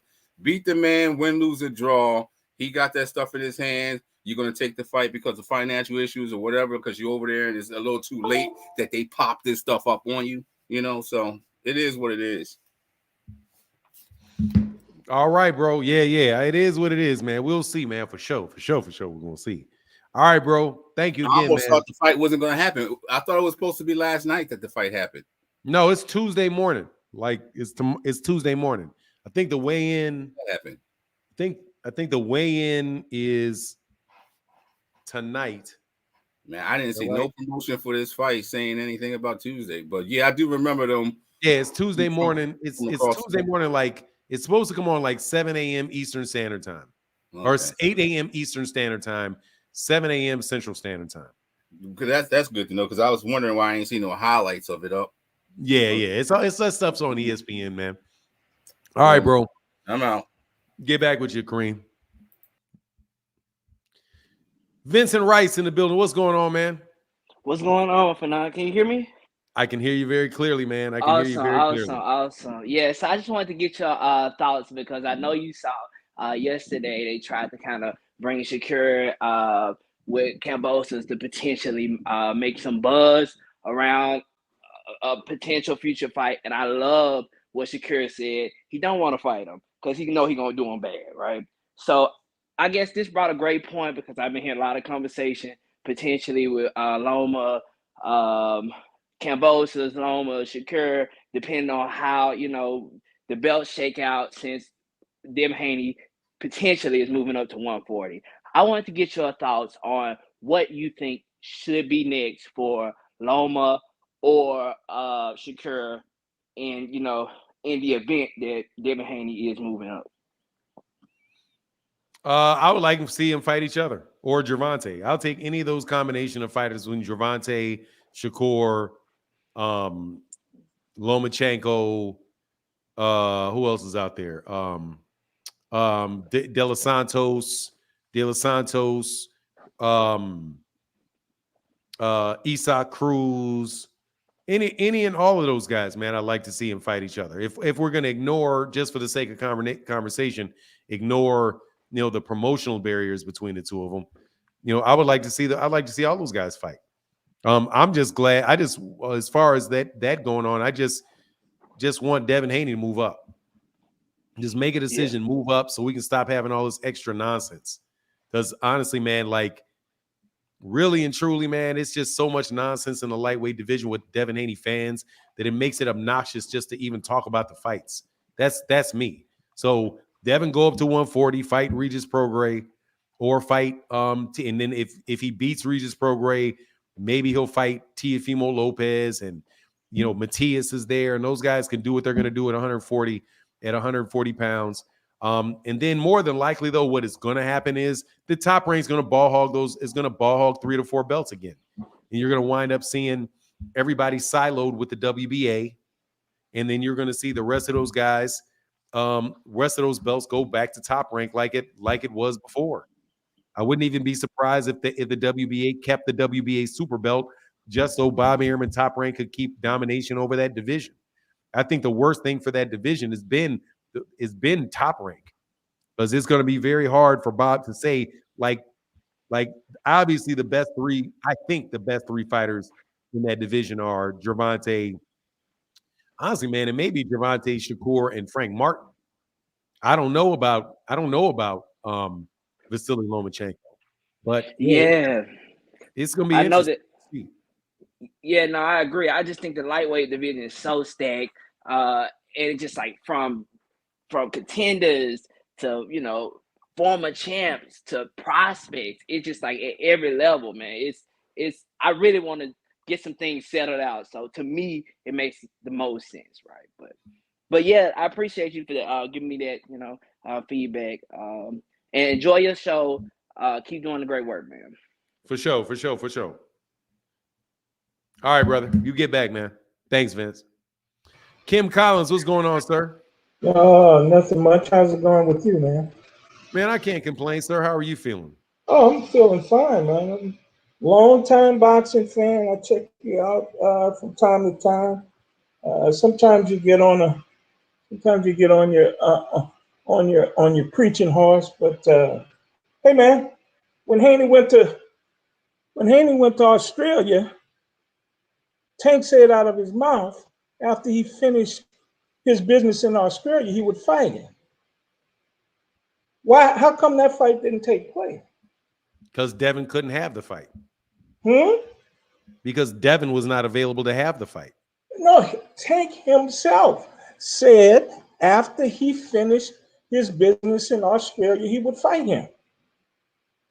And Devin's father said that there was no stipulation in his contract that precluded him from going and fighting anyone else if a better offer got placed on the table.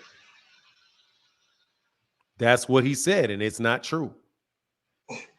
It's not true. How do you know that?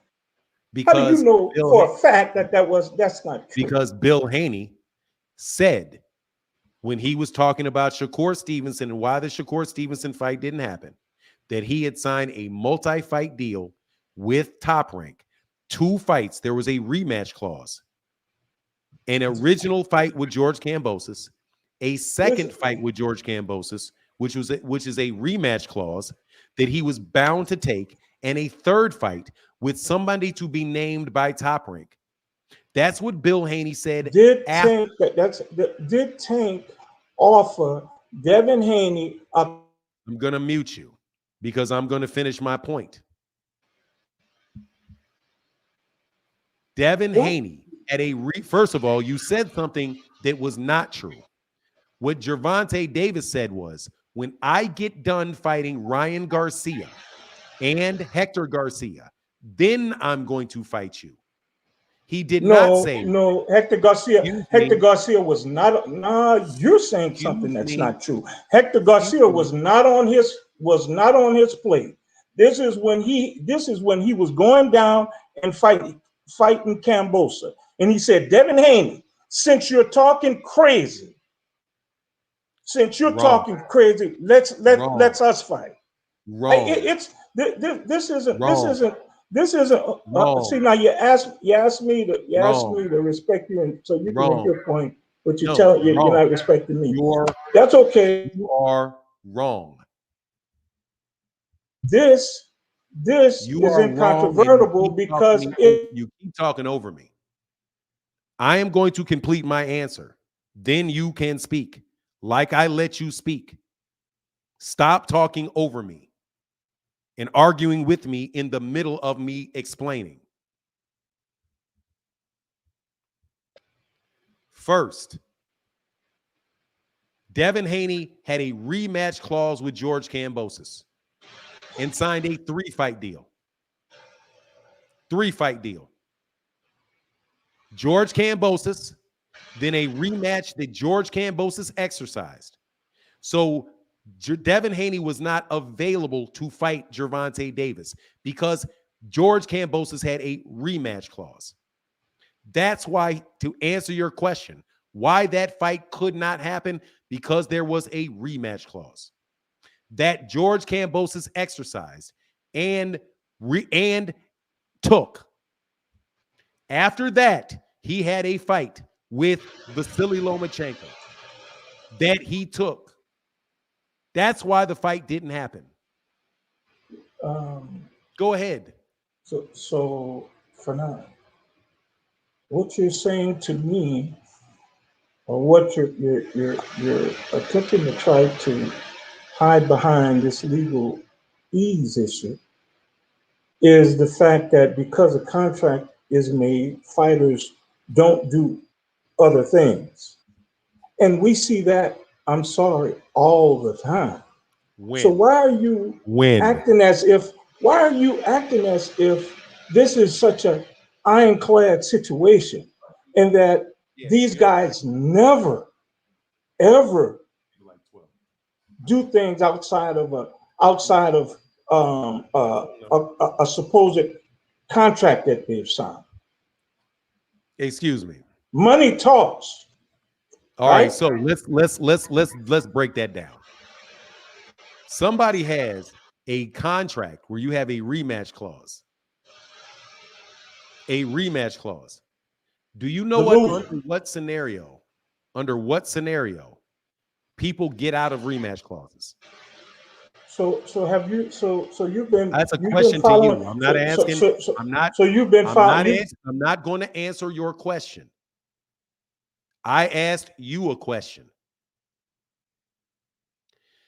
Devin Haney had a rematch clause with George Kambosos that George Kambosos exercised. He had to take that fight because he agreed to take that fight. You're saying that it's not ironclad. He could have done something else. How would Devin Haney have done something else? They do it all the time. Name one.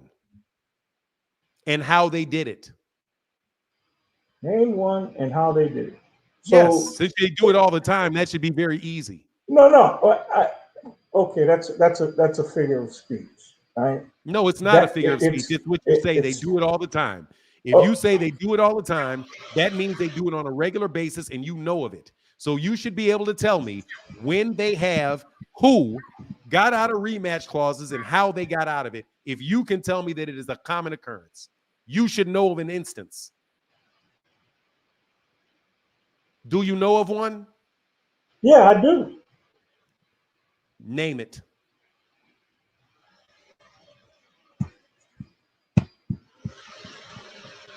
You mighty quiet and taking a long time. No, listen. I didn't come with you didn't my come legal with facts. book to Don't worry, provide. I got you. No. Don't worry. I know you didn't come with facts. I'll give you the facts since you don't know the facts. First of all, to whoever the person is that said Fury and Wilder is an example of somebody trying to get out of a rematch clause and getting taken to court. Because they said it would suffer irreparable harm if Tyson Fury did not honor the rematch clause of Deontay Wilder. They went to an arbitrator, and they went to an arbitrator, and the arbitrator forced him to abide by the rematch clause. Because they said that it would have been irreparable harm to Deontay Wilder at this stage of his career if he did not honor that rematch clause. You either have to get George Kambosos to agree to it, or you got to pay him step aside money to agree to it. So that's the point. That's how you get out of it. So you just okay. So you're going to go to court. So Devin Haney needed to go to court and get George Kambosos to get out of the fight. So why didn't Devin Haney go to court? You walked right into it, friend. So why didn't Devin Haney go to court? Why didn't Devin Haney go to court? So you just hold on. So you just No, hold on, nothing. Why didn't Devin Haney go to court?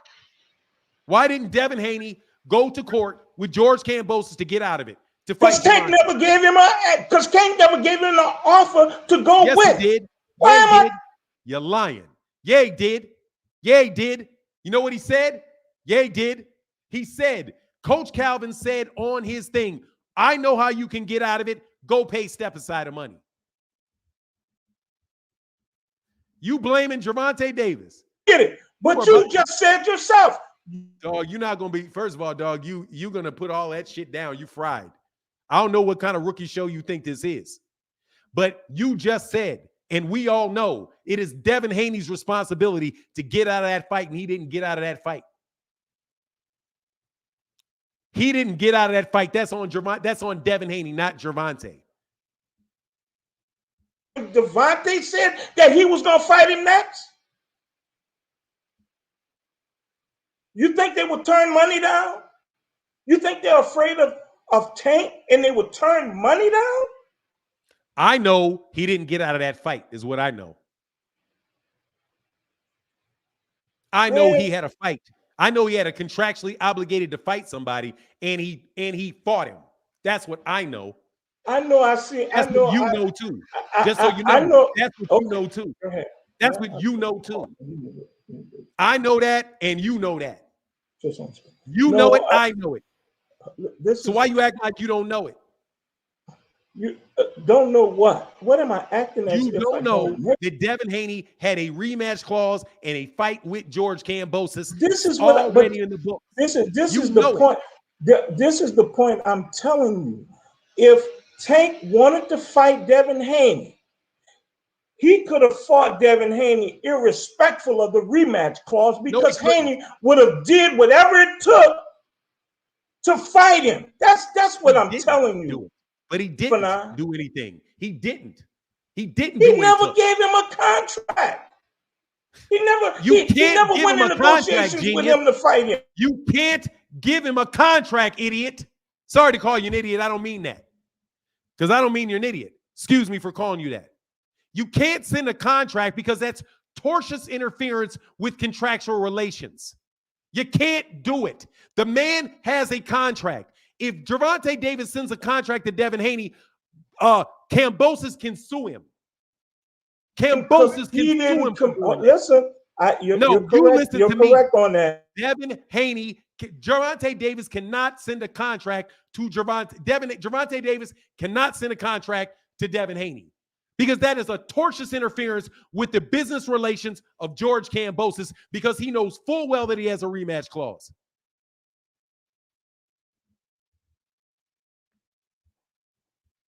Thank you, that he could have gotten out of in a number of different ways. Then tell him to get out of it. That's on Devin. That's on Devin, not Devin. Come on, man. You got to show the people that listen to you some respect, man. You call me an idiot, and then you're talking over me when I listen to you. You're not allowing me to speak. Go ahead. My point to you is, here's my point to you. My point to you is, if anything came out of Tank's camp that would have induced Devin Haney would have done what he could have done or what was available for him to do to get out of fighting Kambosos the second time. That didn't happen. You sure? Tank, listen. Tank said himself, and I realized. Sure, that didn't happen. This is what I'm sure of. I'm sure that when Tank talks, he's not the final arbiter, the final say about what he does. That's what I'm sure of. I'm sure that Ellaby and the guy that managed Mayweather are the final arbiters of what Tank does. I'm sure that when I'm hearing Devin Haney, I'm hearing closer to what it is he will do. I believe Devin Haney is directing his career. Tank isn't directing his. You know that, and I know that. No, all right. So if Haney, yeah, no, you don't. Yeah, you do. No, I do so not know if Devin Haney is talking, then I know I'm listening to I'm closer to what is actually the truth. When Tank is talking, you got to look at you have to ask Leonard Ellerby if that is that correct? Is this what's going to happen? Because Tank the one that said. He's the one that said, you talking crazy. I want you next. That's what he said. But he wasn't next. And Tank is the cash cow. So if he's the cash cow, he the boss, the shot call. What happens? What he said could happen. Hey, 30 more seconds of this diatribe, dog. Go ahead. Go ahead. Thank you. Okay, first of all, you can take everything you think and ball it up and throw it away. Because that's what you think. You don't know Leonard Ellerby personally. You don't know Tank Davis personally. You don't know them. You don't know who's making his decisions or not making his decisions. You don't know that. That's what you believe. All I know is what he said. Nah, dog, mute. What I know, though, is that Gervonta Davis could not fight Devin Haney because Devin Haney was contractually obligated to take 3 fights with Top Rank. He signed a 3-fight deal with Top Rank that he just finished. So the entire time that from George Kambosos on, he was unavailable to fight Gervonta Davis. Also, he was not the main decider in that scenario because he had a co-promoter named Bob Arum. And Bob Arum had a contract with Devin too. So he could not just do whatever he wants to do and tell Bob, I'm out. I'm taking all these belts and going over there to the PBC. He could not do that. He could not fight Devin. He could not fight Gervonta Davis instead of George Kambosos unless George Kambosos said so and agreed. So he couldn't do that himself. And he wound up fighting George Kambosos. Also, he could not move over and not fight Lomachenko because Bill Haney said that they had agreed to fight Lomachenko. They had a 3-fight deal. But Gervonta Davis could not make him an offer because that's interfering with a contract. And on top of it, Gervonta Davis already had fights he scheduled with Ryan Garcia and Hector Garcia. Ryan Garcia was scheduled first. Then Hector Garcia was scheduled. And then he fought Hector Garcia. He fought Ryan Garcia. And just like Gervonta said, okay, when I'm done beating these 2 dudes, then I want to beat you. Devin Haney, you. That's what he said. So you want to sit here and tell anybody, you want to tell me that you just believe Devin. That's your premise. I just believe Devin. I don't believe Gervonta. Believe whatever you want. But I know this, he not only did he have that 3-fight contract, he honored that 3-fight contract. Honored it. He fought the rematch, and he fought Lomachenko. You want to talk about what you believe. I'm telling you what I see and what I know. Gervonta Davis is not the reason the fight did not happen. Devin Haney's contract is the reason that it did not happen. So his dad is a lie. So his dad was lying. You call him his dad a lie. About what? His dad said that they had the flexibility to do whatever they wanted to do. No, well, let me answer your question. Was his dad lying? You tell me. No, when he said I have the flexibility to get out of the contract. He said he had the flexibility to do whatever he wanted to do. So after he beat Kambosos the first time, and the talk was swirling around, hey, Tank. Well, he said, hey. I heard what he said. You tell me when he was fighting, talking about fighting Gervonta in the middle of a contract that he'd already signed for a rematch clause that he already agreed to, and said he didn't have to take a rematch clause that he already agreed to.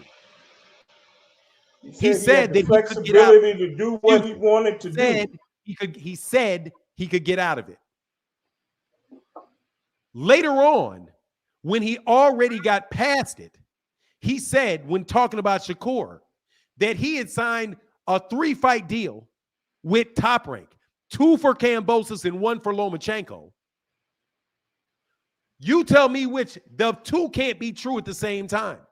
He could not have only signed a 1-fight deal that he could walk away from and a 3-fight deal after the fact at the same time. One of those 2 statements are not true. You pick which one it is. You pick which one isn't true. Because one of them ain't true. Either you had you either agreed specifically to 3 fights, like Bob Arum said he did, and like Bill Haney said he did when he was talking about Shakur, or the statement that you're referring to where he said he had flexibility. Now, let me tell you what flexibility meant. Flexibility meant if he could find enough money to pay off George Kambosos so that George Kambosos didn't take him to court, or George Kambosos just agreed to not fight him, just to let him go, and Bob Arum just agreed to let him go, then yes, he could fight Gervonta Davis, hypothetically. But seeing as George Kambosos wasn't about to let him go, and Bob Arum wasn't about to let him skate with 4 belts, I don't think that that was a very realistic option. Then he said, well, let me tell you how you could do it. You could do it if Gervonta Davis activates his mandatory, which, by the way, isn't even possible. You can't activate a mandatory. But why in the world would Gervonta Davis become his mandatory? And why would the WBA grant him that and get him out of a rematch clause for a fight that the WBA knew had a rematch clause? That's not legalese either. I like how you use that word, legalese. Devin Haney was not available to fight Gervonta Davis. Be fair to Gervonta Davis, man. Be fair. You just believe Devin. That's what you're doing. Listen, no. You're not being fair. You're not being fair to Haney, particularly as you going from Tank and then to Shakur, especially because I listened to you. I listened to your comments the other day about Shakur not taking the 25% and he should get 30 and that kind of crap. When the kid went over yeah, you did. You was making the case for how you were making the case. Don't lie on me. What I said was, I don't care about 75-25. He can do whatever he wants to do. Devin ain't gonna fight him anyway. But I asked the question, why would you take less than you could get in a mandatory purse bid? That's what I said. Thank you very much. Don't lie on me. Why didn't he take it? Why didn't he take it? Why didn't he take it? That got nothing to do with Gervonta Davis being able to fight Devin Haney, and you are on my clock for 1 point. Hey. So okay, yeah. You're on my clock I for guess 1 point. No. What I'm bringing up is how unfair some of your commentary is towards Devin Haney. You are on my clock for 1 point and 1 point alone. Gervonta Davis being able to fight Devin Haney between the first Kambosos fight and the second one, that is the only subject you get out of me. Stick to that. And you made the point yourself. I made what point myself? You made the point that you made the point that he could have gotten out of the second fight with Kambosos and fought Devin Haney, and this is how he could have done it. My point to you, and it's not. See, and it's not. Let me clarify, because you're gonna stop right there. I said it was up to Devin Haney to get out of that fight, and Devin Haney did not. Devin Haney is the reason he didn't get out of that contract, not Gervonta. That's the point. That is all on Devin, not on Gervonta. Gervonta Davis has no responsibility to get that man out of a rematch clause. He ain't got any responsibility whatsoever to get himself named as the mandatory first so that Devin can get out of a rematch clause. The fight did not happen primarily because of Devin and the fact that Devin was not available to fight. That's my point. But why would you talk about fighting me or the possibility of fighting me, and you know that I have another fight with the guy? So now you're saying, why would Gervonta Davis say, okay, that goes back to what I said. He told Gervonta Davis, he is Calvin Ford, said to Bill Haney, get out of that George Kambosos fight and we'll fight you. Devin's been calling out Gervonta Davis the entire time. Gervonta Davis didn't even want to mention his name. Because who are you? Thank you very much. Bro, can you please cry, uncle? Because this is getting ugly. Can you just admit it? It's not give getting it up. It's not getting. But listen to the guy who's got the mute button. Give it up. Listen to the guy that has the mute button. The guy that's got the mute button, and the guy that can give it. Guy that got the mute button. You right. Because the guy that got the mute button ain't gonna let you talk over him and change subjects. Not gonna happen. We're gonna stick on the same subject, Mr. Slick. I don't know who you used to talking to. They allow you to walk all down the block and talk about all kind of other stuff. Try to put the burden on Gervonta Tank Davis for stuff that this man could not do. Come on, man. Devin Haney next. That's what he said. He's the cash cow. He could make that happen. No, he can't. He could make that happen. No, he couldn't. That's my point to you, dude. No, he couldn't. And my point is, no, he couldn't make it happen. Yeah, he couldn't. All he could have won it. He could have went into negotiation. Devin Haney. Let me give you an example. Haney is besides Tank Davis. Let me tell you an example. Is one of the most. Excuse me. Let me give you an example why he couldn't. Canelo Alvarez is a cash cow, ain't he? Isn't Canelo Alvarez a cash cow? Canelo Alvarez is a cash cow. There you go. Now, Canelo Alvarez wanted to fight Makabu for the cruiserweight title, the WBC cruiserweight title. Do you know why he was not able to fight Makabu for the cruiserweight title? Tell us. Because Don King said no. Don King says, my fighter is going to fight Makabu because the WBC has already ordered it. So, Canelo, sit your ass down there, 168. My guy, whose name I don't even remember, think maybe Trevor Bryan. Trevor Bryan is getting that fight because Don King said no. So let me tell you who's beyond the cash cow. Bob Arum. Bob Arum is not going to let Devin Haney take 4 belts over there to the PBC in the middle of a 3-fight contract that he signed with Devin Haney. Because Devin had a 3-fight deal with Bob Arum. See, I believe his dad. Hold up. Let me make the point. I believe his dad when his dad said that he had flexibility to get out, that he didn't have to necessarily fight Kambosos if there was a better offer on the table for Devin to fight someone else. That's what his dad said. And his dad said there was no better offer on the table. Or I guess what he meant, since you're suggesting, that would of course been illegal, right? That basically he was not, that he was in his discussions. Okay. Man, I gotta want to skip past all this. Let me tell you what a better offer would have had to take. Let me tell you about that better offer would have had to be. The better offer would have had to be, I don't know how much George Kambosos got paid. They say 10 million. I don't believe it, but let's say the 10 million they said.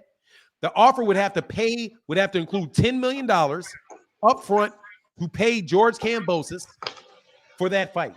Probably 12, since he got 10 for fighting. So the offer would have to include paying the step-aside money for George Kambosos of about $12 million if he got paid 10. Plus, it's going to have to pay Devin Haney all the money that Devin Haney would have made in the fight, which I think was somewhere around 4. So right there, you have to have $14 million offered to Devin Haney from the PBC to get And then you got to pay enough money to get Bob Arum to give up his share, because Bob Arum is also a party to that deal. So the better deal to get him out of it would have had to be about 15, excuse me. Man, you don't have to. Listen. Your numbers, listen to the rest of this.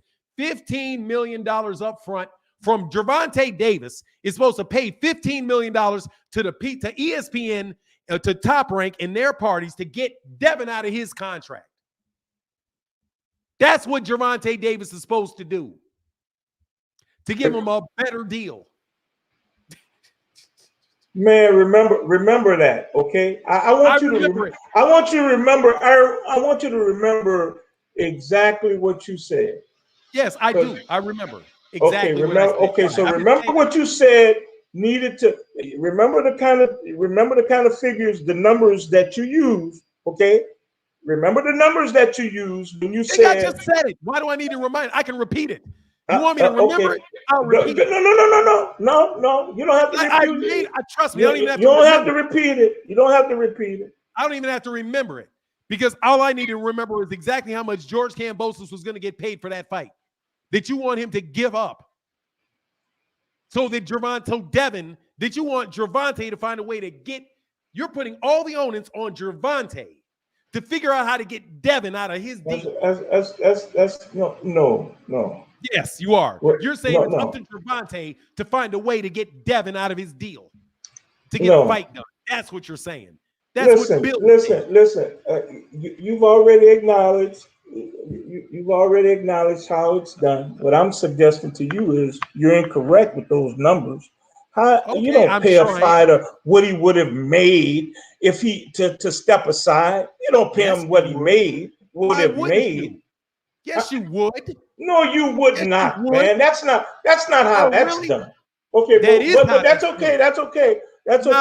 Numbers don't lie. That is exactly how it's done.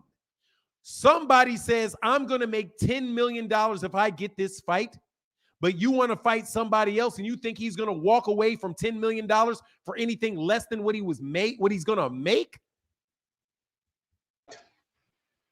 Why would he walk away for less money? Because he's not going to fight. He is going to fight. Because he's not fighting.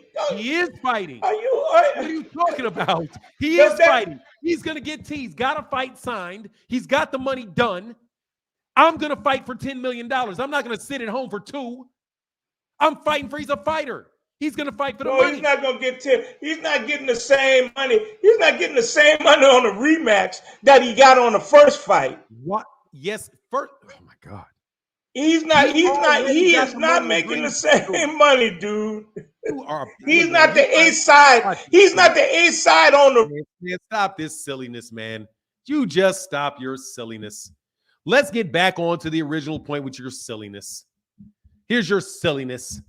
I said I don't know how much money the guy's making. I know Gervonta Davis has to pay for it, though. And I know that you're putting the onus on Gervonta Davis to get Devin out of his responsibilities. I know that. You want Gervonta Davis to be responsible to get Devin Haney out of a contract he signed. And it's his fault that Devin didn't get out of a contract that he signed. That's what you're saying. So all that other stuff you're trying to clutch at, let's talk about the core bit of it, Mr. Collins. That you want Gervonta to be responsible for getting Devin out of his contract. Negative. What Tank said, what Mr. Davis said. We're not talking about what he said. Gervonta Davis, Devin Haney has a contract. Okay. So is that considered an interruption? Whose responsibility was it to get Devin out of Devin's contract? That is a simple question. So you can mute me. You can mute me in the middle of a. You can mute me every time you say so. Whose responsibility was it to get Devin Haney out of Devin Haney's contract? Tank said he wanted to fight Devin Haney after he fought Kambosos the first time. He's told. Whose responsibility was it to get Devin Haney out of Devin Haney's contract? So if they were going to fight, whose responsibility was it to get Devin Haney out of Devin Haney's contract?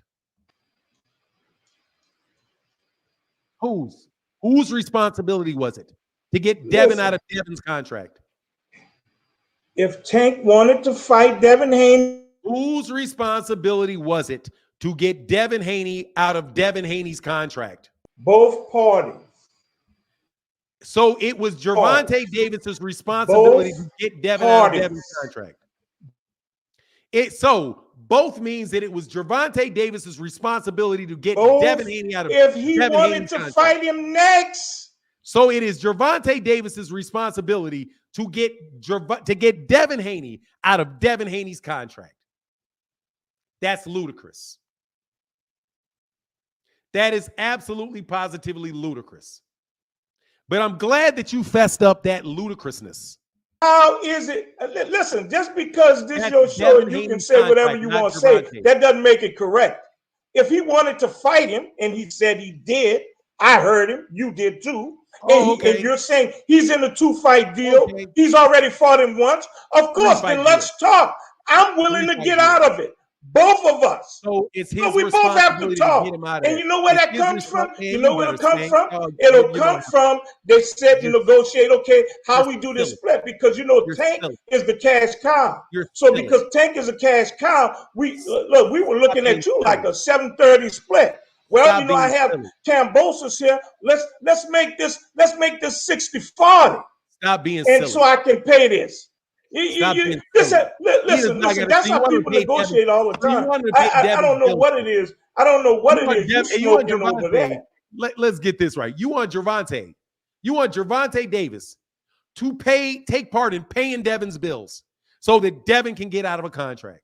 No. And because Gervonta Davis did not buy Devin out of his contract, that is a duck for Gervonta. Nobody said no. Listen. Listen. Hey, how about this? I'd like to hold on, stop, because I want to continue this conversation, but I need for you to pay my phone bill.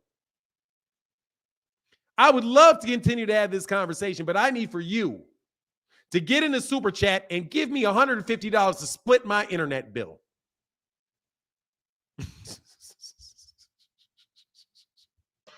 I need you to split my internet bill so we can keep talking. Oh man, listen. No, seriously. You're being very entertaining. You're being very entertaining. Listen, I'm your punching. If you want this internet debate, you want to debate me with the internet, then I need for you to send me $150 to pay my internet bill. It's your responsibility to pay my bills. I need you to pay me $150 for being your punching boy because you're controlling the mute button over there. No, you're right, I am. You got that right.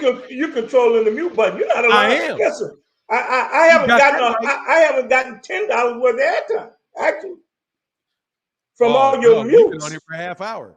From all your man, you've been knocking me off for a half hour. Listen, you're not fair, Fanon. I listen to you, man. Sometimes you're on a Tank trip. I get that, but you got to be fair to Devin Haney, man.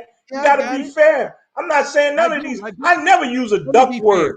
Anytime a man is willing to get in a ring and throw down with another man, that man has courage as far as I'm concerned. I don't believe in this duck crap you guys. You're right. You're so right. Let me be fair to Devin. It is Gervonta Davis's fault that Devin Haney signed a multi-fight contract with Top Rank that he needed to honor. It is Gervonta Davis's fault. Gervonta Davis should have called up Bob Arum and asked Bob Arum, how much of my money do I need to pay you to get Devin Haney out of his contract? George Kambosos, hey, I really want to fight Devin Haney. How much do I need to pay you in order to get Devin Haney out of his contract? And after you guys tell me how much money you need, then I need to take Devin over to Showtime. I need to take Devin over to Showtime. And then I need to earn all of that money that it's going to take to pay you this money. And hey, I may not even make any money. My fights generate maybe $20 million. That fight may generate $30 million total. Between the $5 million gate, and if it does pay-per-views, maybe another $20 million on pay-per-view. So that's $30 million of revenue, period, for the fight. I'm supposed to come off all of that. No. So that Listen. You go into Devin Haney can get out of an agreement that he made. You sound ludicrous. No, you sound ludicrous, and quite frankly, freshmen, sophomores, even to suggest that hard negotiations don't happen. Let me help you. Don't try to sound smart. Sophomoric and freshman, they're not related. Okay? Sophomoric is inexperienced, but it's not related to the term freshman. So you don't go freshman, sophomoric, juniorish, seniorish. Okay, please don't. Good. Okay, so you get the opportunity to sound like a big guy because you got the mute button and you go on and on. Okay, correct. But my point to you is, sir, is that hard negotiations happen all the time, and you have to deal with challenges when you're dealing with a hard negotiation. And they're different, and they're different as the circumstances may come up. This hold up. This was the issue that was involved that was involved if you were going to make a fight with Haney and Tank after the first win in Australia. There was no all I'm just saying is if Tank and his team sends you information that you have privy to, documents and stuff that you read that we're not able to see, then you have to share that with us. All we have is being able to listen to pundits like you and know the BS when we hear it. And all. Let me tell you something right now, bro. You're not going to slip in and call me BS while you sit on a high hog because I called you an idiot. The very first thing that you said to me before I called you an idiot, talking about being disrespectful, is you said I'm out here preaching. You not going to backhand slap me, dog, like I don't see what you just said, and then complain about it when I call you an idiot. Now, if you want straight up unbridled, let's be disrespectful, I can do it. I don't have a problem. You right, this is my mute button. And I know what I'm talking about. You doing all that talking. At the same time, you asking Gervonta Davis to get that man out of his contract. But I ask you to name me one person that's ever bought another man out of his contract. You can't name it. I asked you when somebody got out of a rematch clause and how. You couldn't name it. I had to tell you of an example and what it took. I don't think you know what you're talking about. Half of the references that you're making are incorrect with when the timing of things that people are saying. Only thing you're telling me is you believe Devin Haney and you believe Bill Haney. You just believe them. That's your whole thing. I believe him and it's up to Gervonta. Now, if you want me to start being disrespectful, I can start being disrespectful, talking about bullshit, because what you're saying is flat out bullshit. Ain't nobody got to pay no other man's bills. That man does not got to negotiate Devin Haney out of his contract with Top Rank or George Kambosos. That's bullshit, Mr. Pundit. Okay, Mr. Pundit. I'm not a pundit. I don't know why you call me one. So these guys negotiate all the time. They didn't negotiate. The reason they didn't negotiate is because they can't negotiate. The man was already under contract. They can't negotiate. The man's under contract. That's ludicrous. That's ludicrous. It's not ludicrous. One promoter, and Gervonta Davis is a promoter, cannot negotiate with a fighter that has a promotional deal with somebody else. It is against the law. which is why Eddie Hearn does not negotiate with PBC fighters. That's why Top Rank does not negotiate with guys that are signed to promotional outfits. It's ludicrous because you've already acknowledged they get out of their contracts and how they get out of them. So they don't negotiate to get to that point. Excuse me.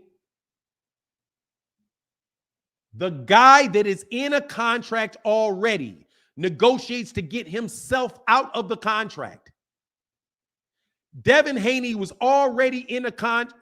The example was Floyd. It was Deontay Wilder and Tyson Fury. They were already party to a contract. They went to a course to enforce an already existing contract.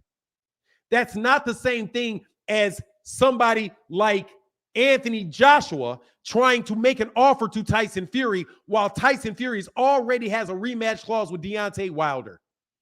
Please stop acting like you understand things you don't understand. He calling him out. Why is he calling him out? Why is he calling him out? Dude, you done yet, man? Seriously. Why is he calling him out? Why is he calling him out if he's already had a first fight? Why is he calling him out? He responded. That's how. He responded. He responded. No, he said, you talking crazy. We can fight next. You are not very bright, are you? No, you're not very bright. Repeat what you just said. You got a little program, and then you got a little program, and then you think you can crap on people because you think you know what you're talking about. Yeah, I do. Because you think you know what you're talking about. I know what you said. You said you got this little program. See, that's what happens. Little fools like you. Shut your ass up. Shut your ass up. Shut your ass up. Shut your ass up. You freeze framing because you got that cheap ass internet. Maybe I should pay for your bills. Let me explain something to you. What you said was, dumbass, and I'm going to be straight to you, dumbass. Gervonta Davis said, you keep talking all that stuff. That's what you just said. Gervonta Davis said, you talking all that stuff. Who was doing the talking first, genius? Nobody can hear you, bro. You tell me who was talking first. If the man said, you doing all that talking.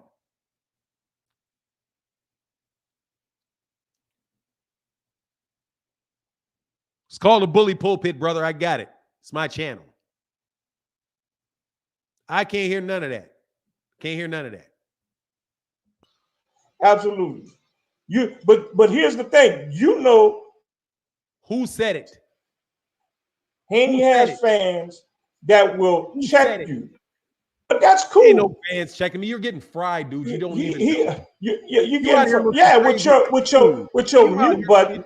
Man, look, chumps like you get a mic, get online, and all of a sudden you're this damn expert on everything. And then the common man like us, when we call in to try to support you in your endeavors, you got all these insults and all this other crap that you throw at us. I do. You know, but here's my point. But my point to you is that man has fans just like all these other guys have fans, and I understand it's a game because you can incite his fans and they come in and they listen to your show, add to your show, so on and so forth. That's cool, bro. You need to stop talking about me and start talking about Devin Haney. I don't care what you think about me. Look, the bottom line is that kid has fans just like everyone else. So and that kid's fans, when they hear stuff, and you sit and you disparage them, but that kid has fans just like everybody else.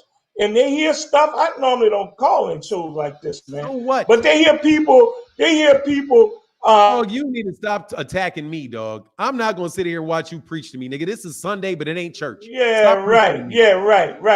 No, dude, let me tell you what you are. You a dude talk out your pie hole, don't know what you're talking about. That's what you are. And you're also somebody that will switch subjects, change around, know they're dead wrong about something, and not fess up. That's funny. You know full well that Gervonta Davis does not have to pay Devin Haney's bills. You know that. And you're not honest enough just to fess up and admit it.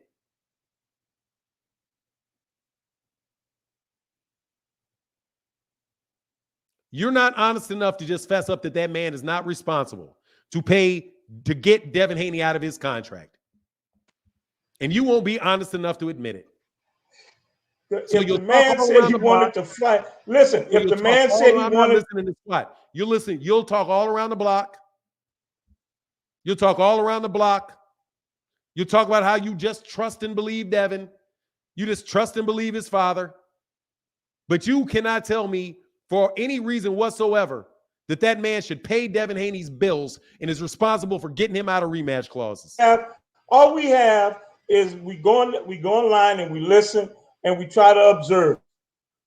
Who is we? This is not we. This is you. I'm talking about fans in general. You. And I'm talking about how we get our information. You. I'm talking to you. I'm not talking to fans in general. I'm talking to you. I am not some little kid. I don't know who you're talking to in the barbershop. I'm not some little kid. You are you. Fans in general. We go on YouTube. We listen to the interviews and we try. You are you. You are one person. You are not we. You are you. This is not the LGBTQ. You do not get to change your pronoun. So now you want listen, dude. You don't get to change your pronoun. Listen, bro. I see you got listen. Bill Haney did an interview, and it came out of Bill Haney's mouth that they are not tied to a second fight with Kambosos. He said, and you he believe has it. The flexibility. Huh? And you believe it. Yes. You believe it. Yes, I believe that. I believe that. You believe that he was not, even though he had, now you do know he had a rematch clause, right? He said he had flexibility to get. But you know he has a rematch clause, right? He said he had Dog. He had to be talking about the flexibility. Right? The flexibility had to mean something else. Everyone knew. You know he has a rematch clause, right? Everyone knew when he went down to Australia clause, right? that everyone knew that he had a rematch clause. That was not. That's why you get muted. He has a rematch clause, right? You know he has a rematch clause, right? Everyone knew he has a rematch clause. He had a rematch clause. You know yes, he has. Everyone knew. Everyone knew. So do not tell me because you know he has a rematch clause that you believe he's not contractually tied to a rematch. How can you know that there's a rematch clause and you believe somebody that says that he's not tied to a rematch? Look, he said he had the flexibility. Flexibility. So what? The word flexibility can mean a million things. I have flexibility. So that's what he said. Mean? So that's what he said. I don't care if I heard it. You said that. You said it a million times. He said he has flexibility. So what? People calling the man. It's you that people have flexibility in jail. They can decide to do what they're told and sit in their cell, or they can go to solitary. It's up to them. So you calling the man a liar is what you're doing. You calling the man a liar. You calling the man a liar. So what basis can you prove that this man was lying? I didn't call him a liar. You are calling him a liar. No, I'm not. Yes, you are. If you said that he did not have flexibility, and he's saying that he did. Excuse me. I didn't say he didn't have flexibility. I didn't say that. Listen, bro. You can't listen. You go sit up here and listen to me. I said he has a rematch clause. There is flexibility. You can pay to get out of it. So your why flexibility would why would you say you want to fight? Flexibility, man, stop. I'm trying to treat you fairly, but you're not an honest person at all. You play cornball games.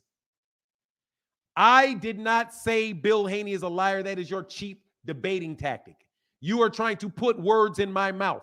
I didn't call him a liar. That man can have flexibility and still be tied into a contract.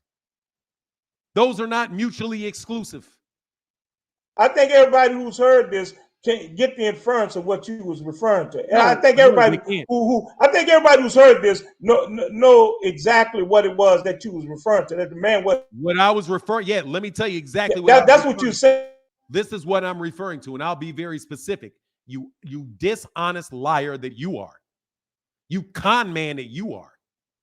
I don't know what you do for a living, dog, but you got to have con somewhere in it. I said the man has a rematch clause. That does not mean he's in slavery. He does have flexibility. There's a scenario that he could use to get out of it. He could pay George Kambosos step-aside money. And he could convince Bob Arum to let him fight Gervonta Davis. Both of those are included in flexibility. So I did not call Bill Haney a liar. What I did was ask you very, very clearly, does the man have a rematch clause, and whose responsibility is it for him to get out of it? Me out. Why would you call me out? You're a con man. Why would you call me out? You're not selling this to me, man. Why would you call me out? Why would you call me out? He didn't. Why would you call me out? He responded. I don't care. Answer that. Answer that. Why would you call me out? Look, con man. Look, con man. What you're doing now is trying to change the subject to why would somebody call somebody out? I don't give a rat's ass why somebody would call anybody out. It has nothing to do with whether or not it is Gervonta Davis's responsibility to get Devin Haney out of his contract. Con man. Why would you call me out? You can't answer that, can you? Con man. You can't answer why you would call me out if you know I got a second fight deal with this guy. Why would you call me out? You're a con man. I'm not interested. I'm a con man. You're a con man. I'm a con man because you can't answer the question. Now you can't answer the question, so I'm a con man. Sure, I can answer the question. I can also answer. Why would you call? Why would he call him out? Why would he call him out, knowing that he has a second fight? Why would he call him out, knowing he's not available? So you're saying Devin Haney wasn't available? I'm telling you, I'm going back to what I was telling you before. Your dumb ass into that. You're telling me Devin Haney wasn't available? Thank you very much. Stop right there. Thank you for the admission, con man. Thank you for the admission, con man. You know that man was not available. You just said it yourself.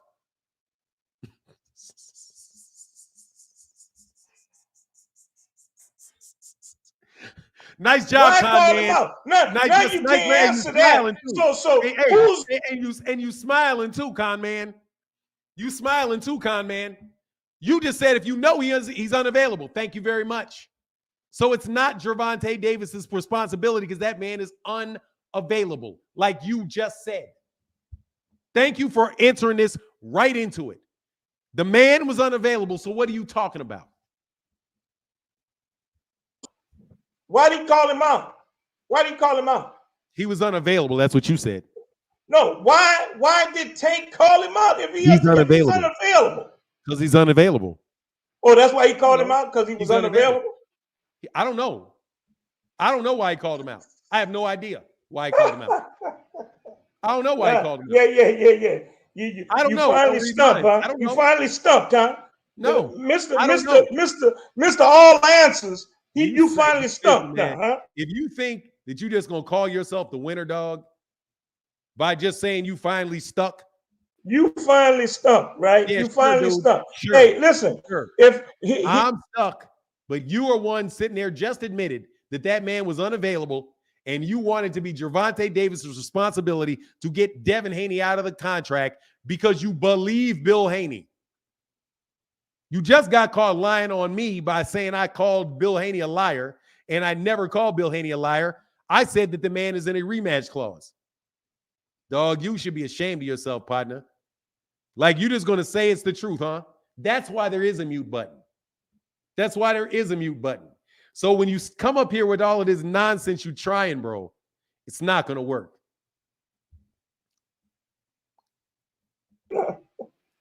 I got you in the late rounds, bro. I got you in the late rounds, bro. I got you in the late rounds, bro. I stayed. Dog, let me tell you, dog. You try this at home, bro. You one of these kids get their ass whooped at school with 2 black eyes, lips swollen, and you say you should have seen the other guy. You know that man is unavailable for the fight. You know he is. You know he's unavailable for the fight. The entire conversation is about why Devin Haney, hey mama, sorry, why I'm playing with my food today, mama. You out here trying to you cannot tell the honest, you couldn't tell the truth, save your life, sir. You will not just admit that Devin Haney was not available for that fight. No, look, now you're trying to recover, but you still can't answer. Anytime you categorize this with any cheap debating tactics, bro, I'm not interested in it. You know full well that man was not available to that fight for that fight. You know he wasn't. You know he's not. You know it's not Gervonta Davis's responsibility to buy his way out of the fight. You also know that it doesn't matter why somebody called somebody out or didn't call somebody out, because that's a completely different subject. You're just wiggling around, bro. You're just wiggling around, man. Now, can you please? I've been polite. I have the answer to it, bro. I have the answer to it. I know why he called him out, knowing that he had a second fight. I know the answer. You know? How do you know? Because I think that young man is smart enough. Because you think. Let's stop you right there. Because you think. That doesn't mean you know. You just tell me what you think. You tell me how you know. You tell me how you know. I'm not interested in why you think. How do you know? Because smart people. I know because smart people think in certain. How do you know? You don't know. You think. You contradict yourself as soon as you open your mouth, con man. Stop trying to be a con man, bro. Stop. You're smirking. And the funny thing is, you're smirking. Being the con man. You're being the con man. You're being the con man. You're trying to recover. Hey, man, be quiet, bro. Be quiet for a second, dog. Hey, Chosen Game said if he would have watched the Rise podcast, he would know that Tank did not know he had a rematch clause. Calvin let Tank know Haney had a rematch shortly after Tank stated that, but who cares? Chosen Game, much love, brother. Seriously. Much love. Who cares? This dude is going to hang himself. This dude is just hanging himself. This dude just hanging himself. You know it's you. Hey, you know what I'm. Hey, hold on 1 second. Sorry, brother. People actually support the channel and not just holding up my time. Rage quit, Collins. That man telling you hurry up and quit, bro. So he says, so Buddy's saying Tank should have called him out after he fought everybody in his contract, and Devin should have been ready to fight. Man, look, dude. Much love in that super chat, bro. Look, man. Look, bro. Hold on, man. Hold on, man. Because this is actually kind of fun. I can't lie. Mama, I'm doing this because this is kind of fun. Because, Mama, you thought I just intimidated. Now, be quiet. I'm talking to my mama. You think I just said I could fry any? This dude ain't laying down. He just being silly. No, he's not being silly. He's not being silly. He's making a point. And my point to you is when you call somebody out that's under contract, then you know you have to go into a negotiation. If you Wrong. And also, that's you changing your point. You said that he was flexible. You said you believe Bill Haney when you said he was flexible and he could get out of it. So now you know he's under contract and he needs to negotiate. Even though you admitted earlier that if you know you're under contract with somebody else, that you can't negotiate because that is tortious interference with business relations. You are now twisting up you're twisting up yourself. You jumping. We already indicated that Cambosis would agree to step aside. But see that the ludicrous numbers that you threw out, that Cambosis would have to be paid. I said bogus number. I said my numbers were bogus. I don't know how much he got paid. That's bull. They don't pay the fighter. They don't pay those guys the same money that. Who cares? Who cares? Because I said he'd have to pay him what he made. Why wouldn't he? That's how much I would want. If you tell me I got $8 million coming, and you, or $6 million or $4 million coming, and you don't want me to fight and get my money, well, pay me my money. Pay me my money. I'm not going to take a multi-million-dollar loss. You have loss. your researchers on there. I bet you can't point to a time, other times, when people have actually stepped aside. They didn't step aside for the purse that they would have made. I bet you won't get that. I bet you can't find that. I bet you can't find that. I bet you won't find that. You got your researchers. Get that. Research that. Research that. Nice try, con man. Nice try. Nice try, con man. I like that. Nice try. Oh, bro. No, nice bro. Try, See, con man. Yeah, you're nice trying try. to. Nice try. Once again, let's get back to the point, con man. Whatever the amount of money it is up to Devin to pay, not Gervonta. Nice job, con man. So whoever that's pays not the money. We're not. I don't care if it's $5. I don't care if it's $10. I don't care if it's $1 million. I don't care if it's $60 million, con man.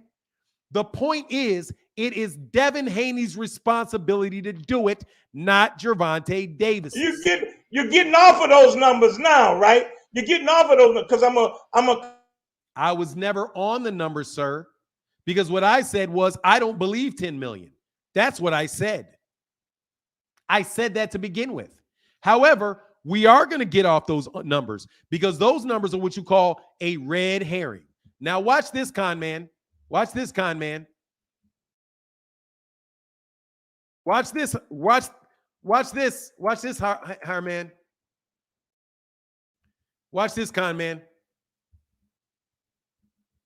We're gonna give you a little help here, con man.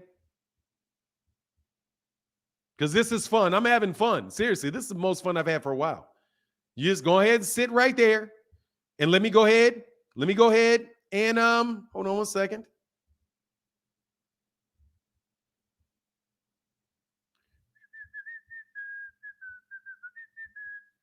There's right here, con man. Let's pull this in. A red herring is a logical fallacy in which irrelevant information is presented alongside relevant information, distracting attention from that relevant information. This may be done intentionally or unintentionally. So what you are trying to engage in is pulling out a red herring and trying to talk about all kind of stuff that is off the point. See that? The point you made was dog. The relevant point is this. Devin Haney was not available to fight Gervonta Davis. That is why the fight did not happen then. We have been talking for a long period of time about one topic, which is why didn't Devin Haney fight Gervonta Davis? Because Devin Haney was not available to fight him.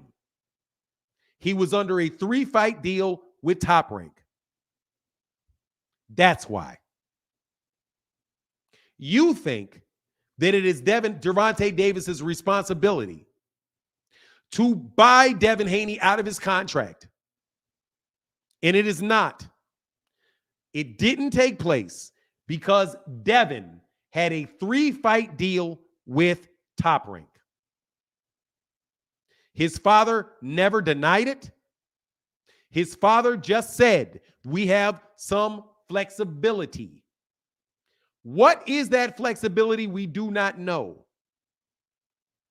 However, whatever that flexibility was, he did not exercise it because he did not get out of that, and he had the rematch. And after that, he'd had another fight. Why'd he call him out? Why'd he dye his hair red? Why did he fight George? Why did he pick Hector Cruz and not Chris Colbert? Why didn't his mother? Why did he get in a car accident? Why did he wear nail polish at the fights? You can ask all of those questions, and you know what they are? They are irrelevant information that is presented alongside relevant information, distracting attention from that relevant information. Which is why I'm calling you a con man. I wish you would stop. Are you? You got 3 more minutes of this nonsense that you're doing. Now you're not staying on topic, are you?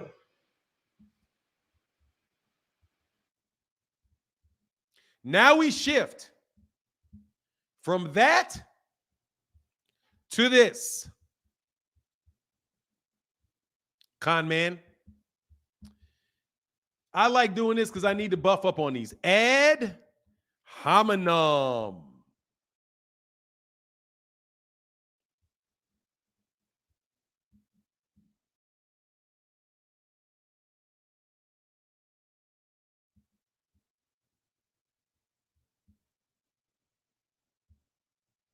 Ad hominem. A ad hominem means against the person. This type of fallacy is sometimes called name calling and personal attack fallacy. This type of fallacy occurs when somebody attacks a person instead of attacking his argument, his or her argument. Person 1, I promised to balance the budget in my first year as a governor. Person 2, she promises to balance the budget, but she couldn't be smart enough because she never ran a business. Ad hominem. So not who you talk to, okay? You're the public one here, not me now. You know not who you talk to. So be careful of that. My point to you is, oh no, I'm sorry. I know not who I talk to. I'm talking to the guy right here. The reason why he called him out is because he must have thought he could have made the fight. Huh? Really? Exactly. Can you repeat that? I said the reason why Tank called him out and the guy having a quote unquote two fight deal like he was locked into and that he couldn't get out of, yet his father said that there was flexibility. Bro, he must have thought, I asked for you to repeat what you said, not go into a 15-minute argument. He must have believed that he could have made the fight. Let me tell you the problem with what you just said. You said the reason he did it was he must have. That's not a reason. Well, why That's would a he? guess. Why would he call him? So you don't know the reason. Otherwise, you would say the reason. The reason that he called him out was, I know that he thinks. I know that he did not know this. You don't know, you're guessing. You're supposing. You're supposing. Can you read? First of all, it doesn't even matter because once again, it's off the point and it is once again a red herring. Once again, it's a red herring. Once again, it is irrelevant information about why he thought he would call him out. That is irrelevant to the point about why the fight didn't take place. That is irrelevant information that you are presenting along relevant information to cause confusion. There is no relation between his belief that he could have the fight and Devin Haney's actual ability to have the fight. That is a fallacy. That is a red herring. That is a con man move. And you keep trying to bring it up and have the conversation be about what you think he thought. Stop being a con man, dude. Argue straight up and down, man. Stop trying to cross me over. You're not going to bust a crossover on me. Whether or not he thought the man could fight has nothing to do with whether or not that man has the actual ability to fight and why the fight didn't take place. Stop trying to con me. His arguments. This is how he wins arguments. He parses your conversation, cuts you off, don't allow you to explain yourself. That is ad hominem. That is you attacking me personally. That is another fallacy that I just brought up. Right here. You win because you're a bad guy.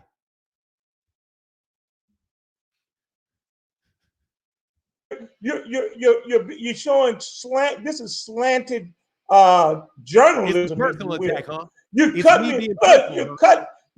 You cut me off every half a sentence I say, and then you go into this long diatribe. If you are making it a personal attack on me, that is a violation. That is ad hominem. As I said right here, when somebody attacks the person, that's what you're doing. You're attacking me. You're not making a comment about my point. You are trying to distract. You are trying to distract. You put yourself on mute. Who called who an idiot? Who called that? That's a personal attack. Who called who an idiot? What? God, dog, man, you think the attention span of people on here is not that long? All these personal attacks you've been attacking me with, and now you're talking about ad hominem? Oh, yeah, I am. Are you kidding me? Yeah, no, I am. Are you kidding me? No joke. Are you kidding me? Dead serious. Listen. I said that Tank called the guy out that was under contract. If you call somebody out that's under a contract, as you suggest, and his dad is lying, as you suggested. I didn't suggest his dad was lying. Once again, you're lying. I didn't say that. You are, what is that? That's a straw man. Let's look up the definition of a straw man. I'm telling you, dog, you are fun. Man, I don't even care. This is fun. Watch this straw man. Let's do a straw man. Dog, straw man. Let's just go right here to straw man. Look at this dude, man. This dude is a straight con man, dog. You are a straight con man. It's a fallacy that distorts and misrepresents the opponent's position, making it easier to attack or refute. You claim that I called that man a liar, and I never called him a liar. So now you are rephrasing something that I said into something that I didn't say. And now you want to argue with the fact that I called him a liar when you said I called him a liar, not me. Dude, will you please stop? Dude, will you stop, man? Bro, why you don't want to let me finish the point, bro? Because you're a textball con man. That's why. I'm a con man, right? Textbook con man, yes. No, you're conning your listeners. You are. You're conning your listeners. Con man. I said I can literally go. Stop even talking, dog, because I literally can pull up every tactic that you use underneath the con man list, and you're doing it. Every one of them. You have now gone ad hominem. You've gone straw man. Now you've gone red herring. You've done every one of them, dog. Come on, man. You're gonna keep doing another one? Let me make the point, bro. Oh, also, let me say something else. You also did appeal to authority. Let's do this one. Since we in the midst of just blowing you out the water, bro, let's talk about your appeal to authority. Let me go to appeal to authority fallacy. This is your Bill Haney right here. Watch this. Appeal to authority fallacy refers to the use of an expert's opinion to back up an argument. Instead of justifying one's claim, a person cites an authority figure who is not qualified to make reliable claims on the topic at hand. That is Bill Haney. And you know why? Because Bill Haney is an interested party in the conversation. You are literally making an appeal to authority by talking about somebody whose best interest it is to represent it in a way that where the best light shines upon Devin. Now, that is 4 fallacies that you've used. Listen, Bill Haney said that basically, hey, we don't have to fight this second fight. That's what he said. That ain't they what don't he have to said. Now fight you're lying the on second him. fight. He didn't And say that. you got Tank He Davis didn't say saying, that. "Hey, He let's didn't say that. hey, Why you I lying want to on fight. Bill? I want to Why fight you you lying on next. Bill? I Why want to you fight lying you on Bill? next. Now you lying. Why I you want lying to on fight Bill? you next." That's what Why he you lying said. on I'm Bill? gonna fight you. Let's fight. Why you lying on You Bill? win in Australia. Let's fight.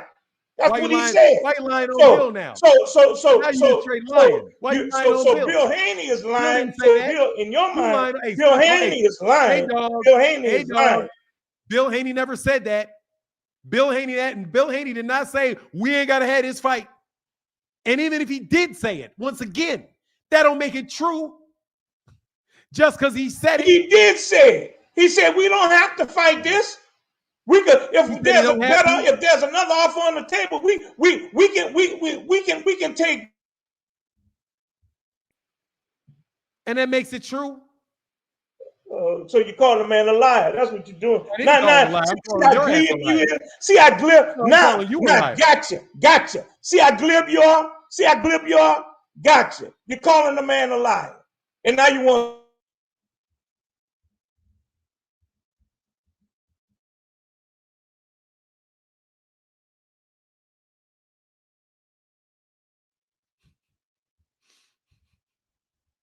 Dude,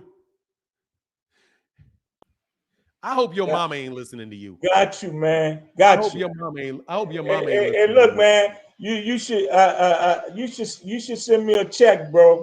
I hope your mama ain't listening to you, dog. Hey, look, you should send me a check, man. You should send me a check. Yeah. Now let me. You should be ashamed of yourself, dog. You should be ashamed of yourself, dog. You out here killing Devin Haney, dog. And I'm gonna say this like very, very honestly. Dude, you killing Devin Haney. You're killing a young man.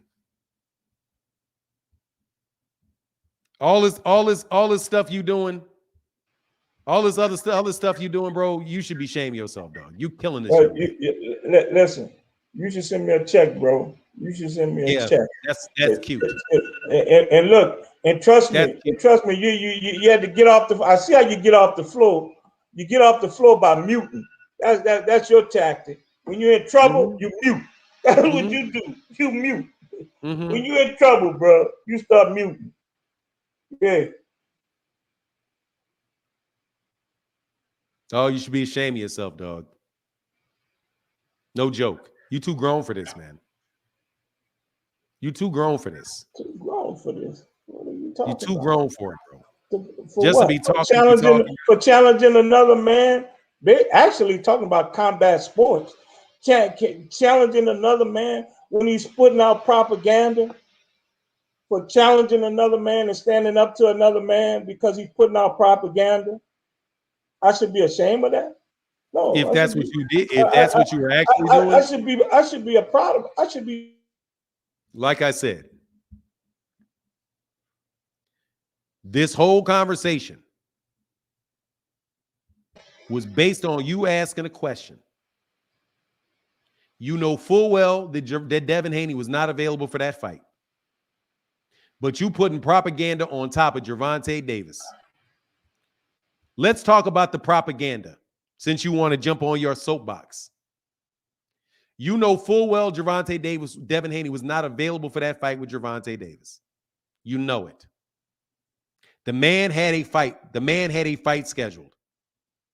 The man had 3-fight deal, and you know it. But you are going to claim with a straight face that it's Gervonta Davis's responsibility to get Devin Haney out of his contract. You say that with a straight face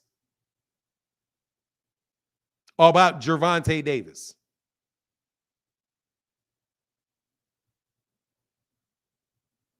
Shame on you, man.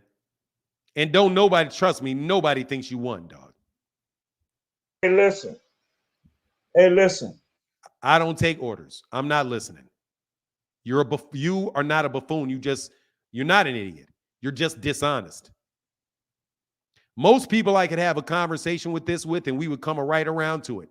You will tell a story to you. You will tell a story all the way into a prison cell. You will stick with the lie. You confuse your willingness to say something dumb over and over and over and over again. with some virtue. Gervonta Davis was not able to fight Devin Haney because Devin Haney had a 3-fight deal with Top Rank. Those are facts. And shame on you for knowing those facts, but yet trying to bend those facts with any and every cheap trick you could think of to get there. You pull so many con man moves, I literally have to pull out a dictionary of fallacies and walk through what you're doing with people so they can see how a con man behaves.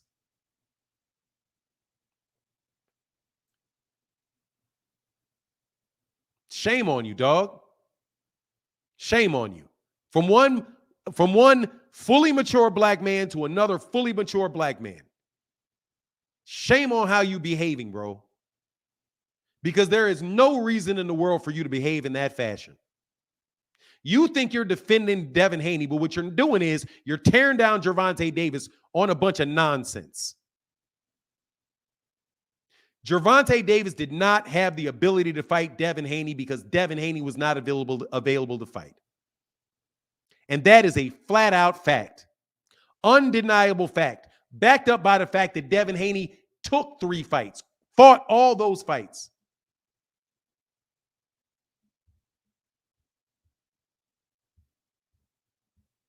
Get out. Shame on you. Get out and shame on you for behaving that way. T. Orlando said, "Is it a fact?" I'm sure he could have done something to get out of it, but it's not Devin Haney's responsibility. It's not Gervonta Davis's responsibility to do that. It is not Gervonta Davis. Let me be very clear. It's not Gervonta Davis's responsibility to get Devin Haney out of his obligations. No, it was enough to get rid of it, but I was going to end it on that. I thought, hey, there's a link. I thought maybe you would have enough self-respect. Just say, yeah, you know it. You're just trying to bounce around and try to get me to talk about something else for half an hour. But I didn't mind, man. I got time today. I had a little time today. There's a link, bro. Joel, you can get on too. You can get on too.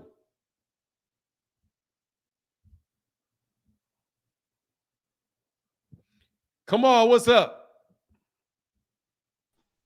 Fanon, man, I got to give you props. I mean, you gave that guy more airtime than me in all of my combined appearances on your show.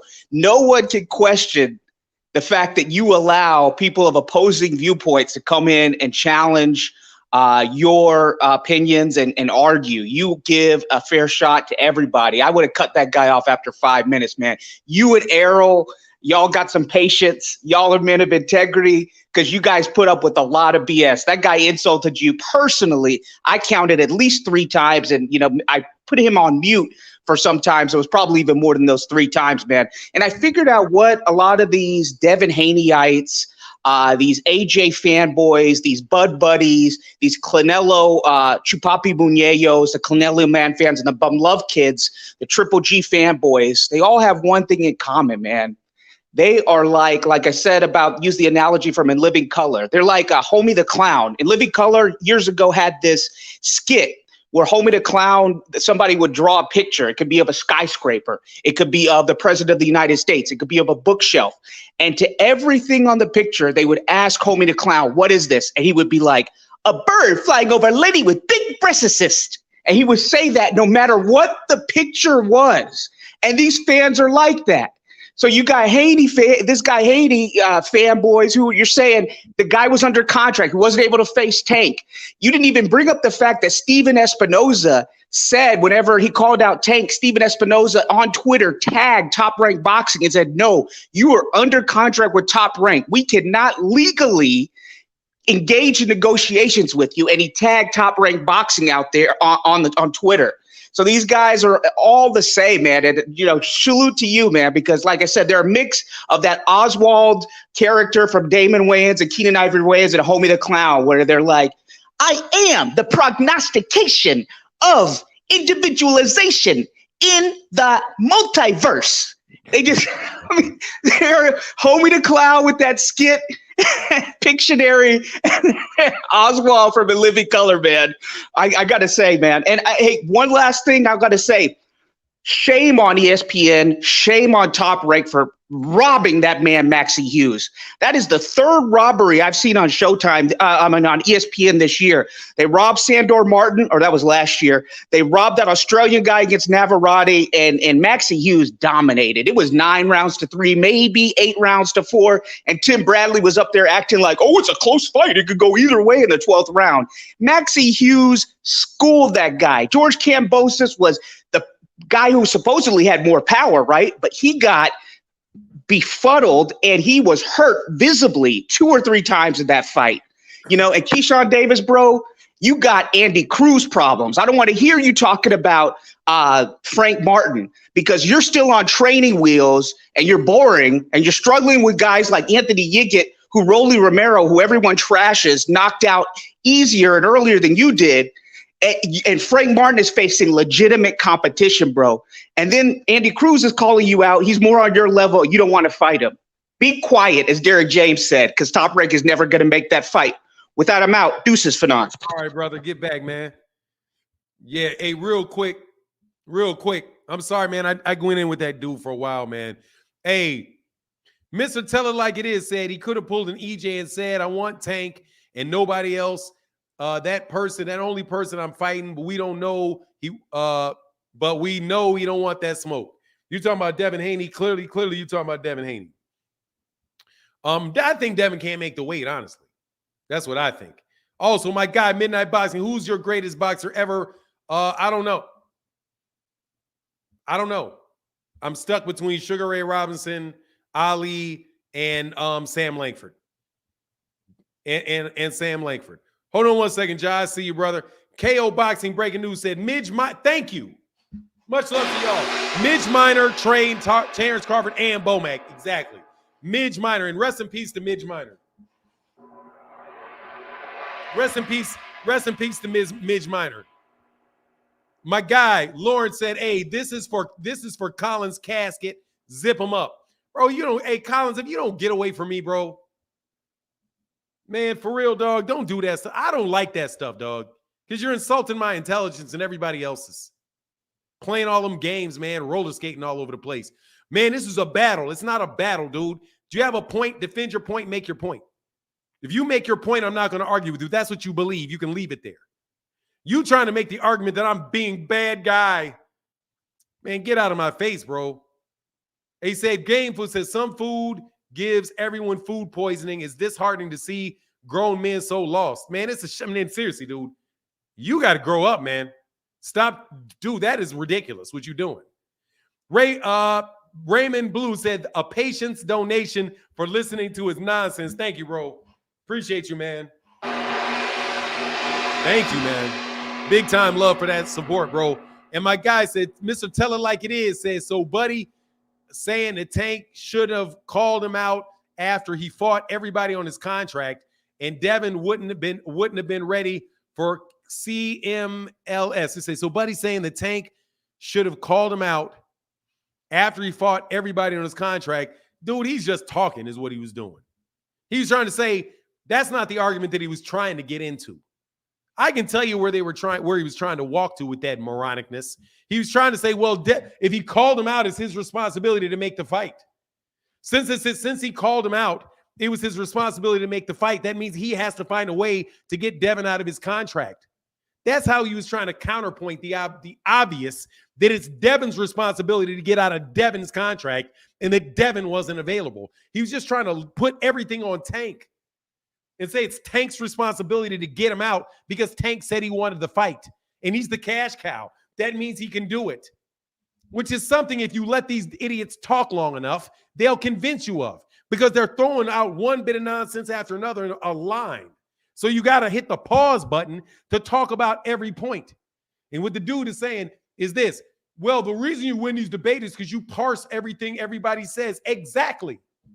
You're not going to say 15 things in a row to me like they're true and then have me go back and try to remember every lie you told. And by the way, Gervonta Davis said, "You doing all this talking? Okay, I when you get done, I want you next." So the simple fact that Tank even said, "Because you're doing all this talking," tells you it was Devin calling him out. Devin was calling Tank out. Tank wasn't calling out Devin. Devin, man, he didn't care nothing about Devin. He wouldn't even mention Devin's name. But all of a sudden, this guy's trying to make a proposition that it was Gervonta calling out Devin all along. That's why I'm like, dude, I'm not going to go through all of that nonsense.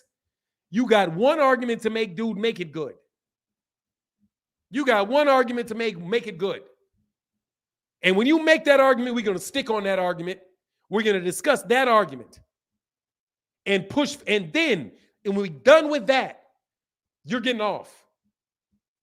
I'm not going to argue with you about whether or not Devin. Let me tell you the arguments this idiot wanted me to have. Can Devin Haney get out of his contract? Whose responsibility was it for him to get out of his contract? Who called somebody out? Whether the cash cow can actually get out of it. It's like 5 or 6 different arguments this man's trying to have. Get your dumb ass out of my face. And I mean it, because you must be dumb thinking I'm that dumb. Rage quit, Collins. Yeah, please. I think I got my guy, Chosen Game. Guy Sensei said, why did Aram deny Kerr's claim of sending a contract? I have no idea. Go ask Bob Aram. Soda Black said, it smells like bacon in here. Yeah, it's a big fry. Brother, you don't know anything. You look bad out here. You don't understand he doing what you doing to him and schooling you about what you doing. And you ain't even catching it. Hey, Mr. Tell It Like It Is, he was catching it. Trust you me, he was catching it. That's why he kept smirking. Because he thinks he's smart. You know how Negroes think they smart, and that's how they always get taken over, because they think they smart.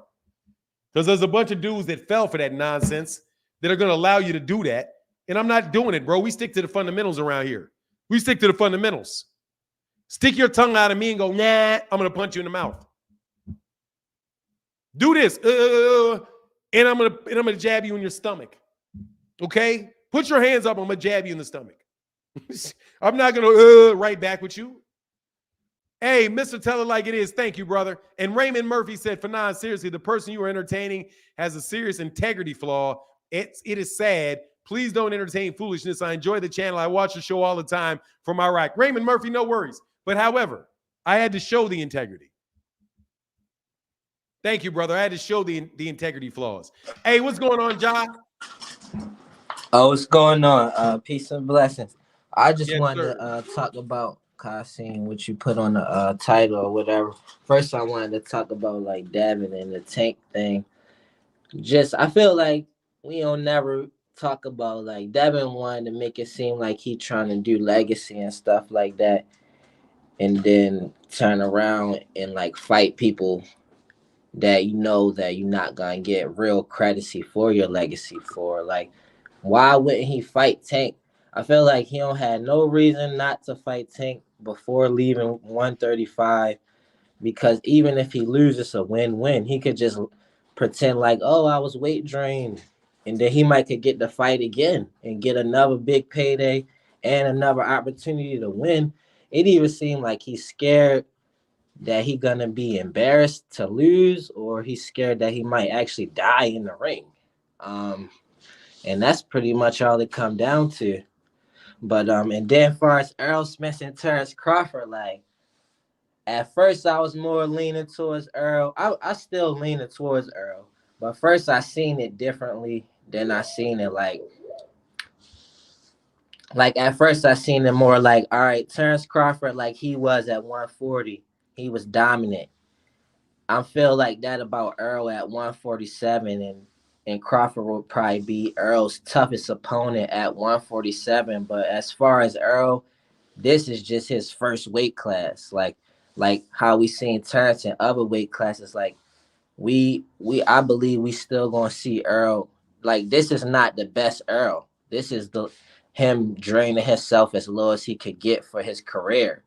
And I think Terence Crawford will be his toughest opponent at this weight, because I don't think he's going to fight Boots, because Boots don't got the belts right now or whatever. So he'll probably fight Boots at a higher weight. But I'm not trying to disrespect Terence Crawford by saying that, like, because Terence Crawford I think he could move up from 147 too, but that's more of a mystery to me than it is for Errol Spence. Like, I definitely feel like Errol could move up. I'm not sure if Terence can, but I am sure that he's a real opponent. Like, this is not like Errol Spence fighting Danny Garcia or Keith Thurman or Sean Porter, nobody like that. Like, this is something we never seen. And then with Terence Crawford, he fight to his opponents. Like, he fights on the level of his opponents. So we don't know what we're gonna see based on his past fights, because we've never seen him fight nobody like Errol. And we do know he fight to the level of his opponents. Like, that's why he got wobbled by Gambosis, because he was fighting down to Gambosis' level. He could have made it easier than that. But the difference between him fighting Errol is like, he gonna have to do different stuff, like, because Errol gonna be bringing pressure. And then the way Terence is, he got grit. Like Errol like to say grit. Like, I call it having balls, but like, both of these fighters got grit. So, and I seen Terence, like, people say they don't take nothing from the media day workout, but these professional fighters be so serious about winning the fight that they work on their game plan, even on media day workout. They might just not do it as extreme as they do it regularly. And I seen that Terence, he wants to frustrate Errol. Like, he wants to make him uncomfortable to do that stuff. And he looks serious about it compared to a fighter who might not be as like confident in their ability to do that. And we already know what we going to get from Errol. And that's what I seen from his media day workout. Like, he actually looked like he was going as hard as he go normally, because that's the type of guy Errol is. Like, he's so confident in his ability, and he's so sure of himself through experience, and he know he got grit, that he not hiding nothing. He telling you what he going to do, and then that's what he do. So we know that Terence pretty much telling you, like, don't sleep on me. Like, I ain't winning for nothing. I'm not undefeated for nothing. I'm not getting credit for nothing. So don't sleep on me. You don't know what to expect. So now I look at that fight as way more close than I used to look at it. But Errol still got the advantage. He bigger and he younger. You know what I mean? And he's like more professional, because he's consistent. He never fights down to the level of his opponents. But that's all I wanted to say about that. All right, bro. I appreciate that, man. Thank you, Ja, as always, brother. Thank you, man. Appreciate it. Peace and blessings. blessings. You, sir. All right, peace and blessings to you, sir. All right, hey, real quick, man. Let me get some cash ass, man. Thank you guys for supporting the channel today. No joke, bro. Thank you so much. I got to read a couple because I got to read several. My guy, the Good Fruit Shop LLC. Thank you, brother. Said love this channel, man. Thank you, brother. Appreciate you, man. Appreciate you for that support, dude. Especially on Sunday. You know, especially on Sundays, man. My guy Thomas Hill said, "Link, please." The link, I did put the link out there for show.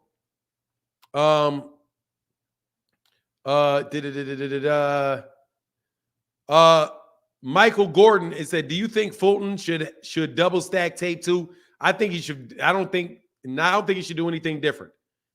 Much love. Hey, thank you, brother, for that support. That $2 holler, brother. Sorry, I was running way behind on these cash apps. But thank you so much. He said, Fanon, send me a link to speak with you. There you go. There's a link. I'll put a link. I'm sorry, I'm a little bit behind, bro, but here you go. I can take like 2 more. My daughter's already sending me messages like, look, when you getting off this show? Because I got me and my baby supposed to be hanging out a little bit today. My love of the love of my life, my baby girl. Soda Black said, after you're done cooking, I'll take a wing. No worries. Hey, man, brother, thank you for the $5 holler, bro. Thank you, man, for that support, bro. No joke. For real. Thank you. And thank you to Mr. Collins. No joke, man. That was fun talking to you. And my guy says, salute, Martin. Hang up on Haney's drunk uncle. No, he can come back, bro. I like dude. I like dude. I ain't gonna lie, bro. I like dude. Adrian Molina, real quick. What's going on, man? For the smoke. Like, look, man, that's like a slap boxing competition. Like, you know what I saw? I see upper echelon. Hey, look, you know what I saw? I saw Tank slap boxing with Africa. I thought to myself, man, I could beat these dudes in slap boxing, dog. At my best, I think I could get you in slap boxing. I ain't gonna lie, dog. Slap boxing, I think I could get you.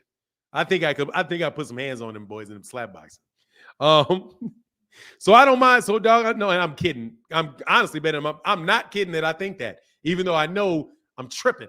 But you know how it is when you like confident about something, dog. I can slap box, dog.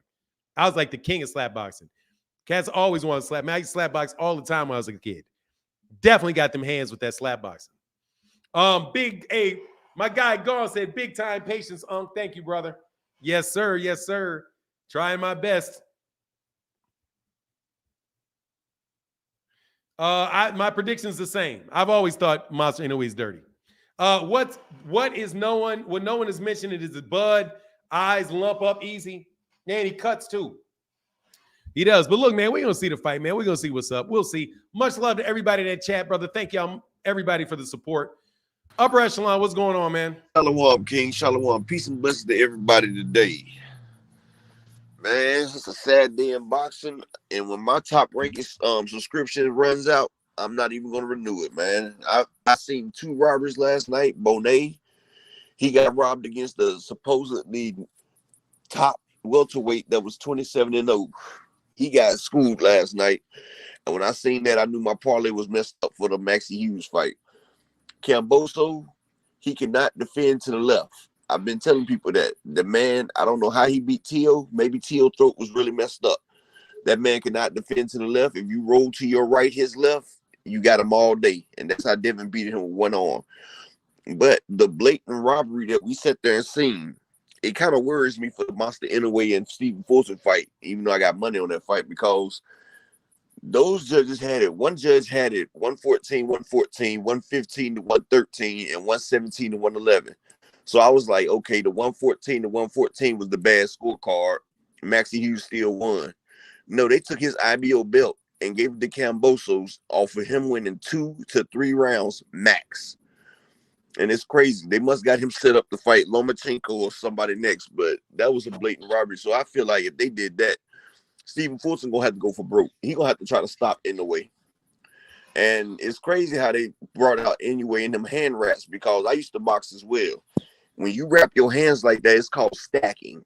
When you stack it, you can make it hard like a cast, like Margarito and them used to do. So that's why his hands like a club. It's like the equivalent of holding a roll of quarters in your hands and punching somebody, because it broadens your knuckles out and it gives your hand more weight, which is cheating. Plus, he didn't want to take the drug test. It's just funny. A lot of stuff coming out on this Inoue guy, but I hope Fulton get a fair shake. But if I was him, I wouldn't leave it in the hands of the judges. And the dude said that Terence Crawford is the first time Errol fighting somebody, they wouldn't be like, first off, Keith Thurman is a world-class fighter. Sean Porter as well. And Danny Garcia. You can't take nothing away from them fighters right there. Keith Thurman, he had a bad out with Manny Pacquiao, but he still has a great boxing mind, power in both hands, extremely efficient lateral movement. Errol, you was right that y'all haven't seen his power yet, because this is his first division and he's still crunching down. And he's struggling to make weight, but right now he's on point for weight. But he's tired of this because you don't even see half of his power because it's drained. That's one thing about people that's weight drained. Their power, you don't see all of their power when they do that. That's why when Terence Crawford got up to 147 to his regular division, you see he has more power now because he's fighting at his right weight instead of the 140 and 135. But yeah, Terence Crawford in that media day, he was still cutting weight. So that's crazy, because that's why he was working so hard getting a sweat. They said it's the second workout of the day. See, he should have, I wish he would have got a nutritionist. With all that money you getting, you should have got you a nutritionist and got the weight down correctly, because this is the biggest fight of your career. It's like y'all not taking this fight seriously. Bomac is this man's nutritionist. And it's no way this man is supposed to be cutting weight with a week and a half left.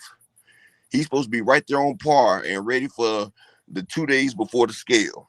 Errol, you see, he stayed hydrated. He's looking good. Earl's going to come in that ring about 165, 168. He's going to be nice and broad.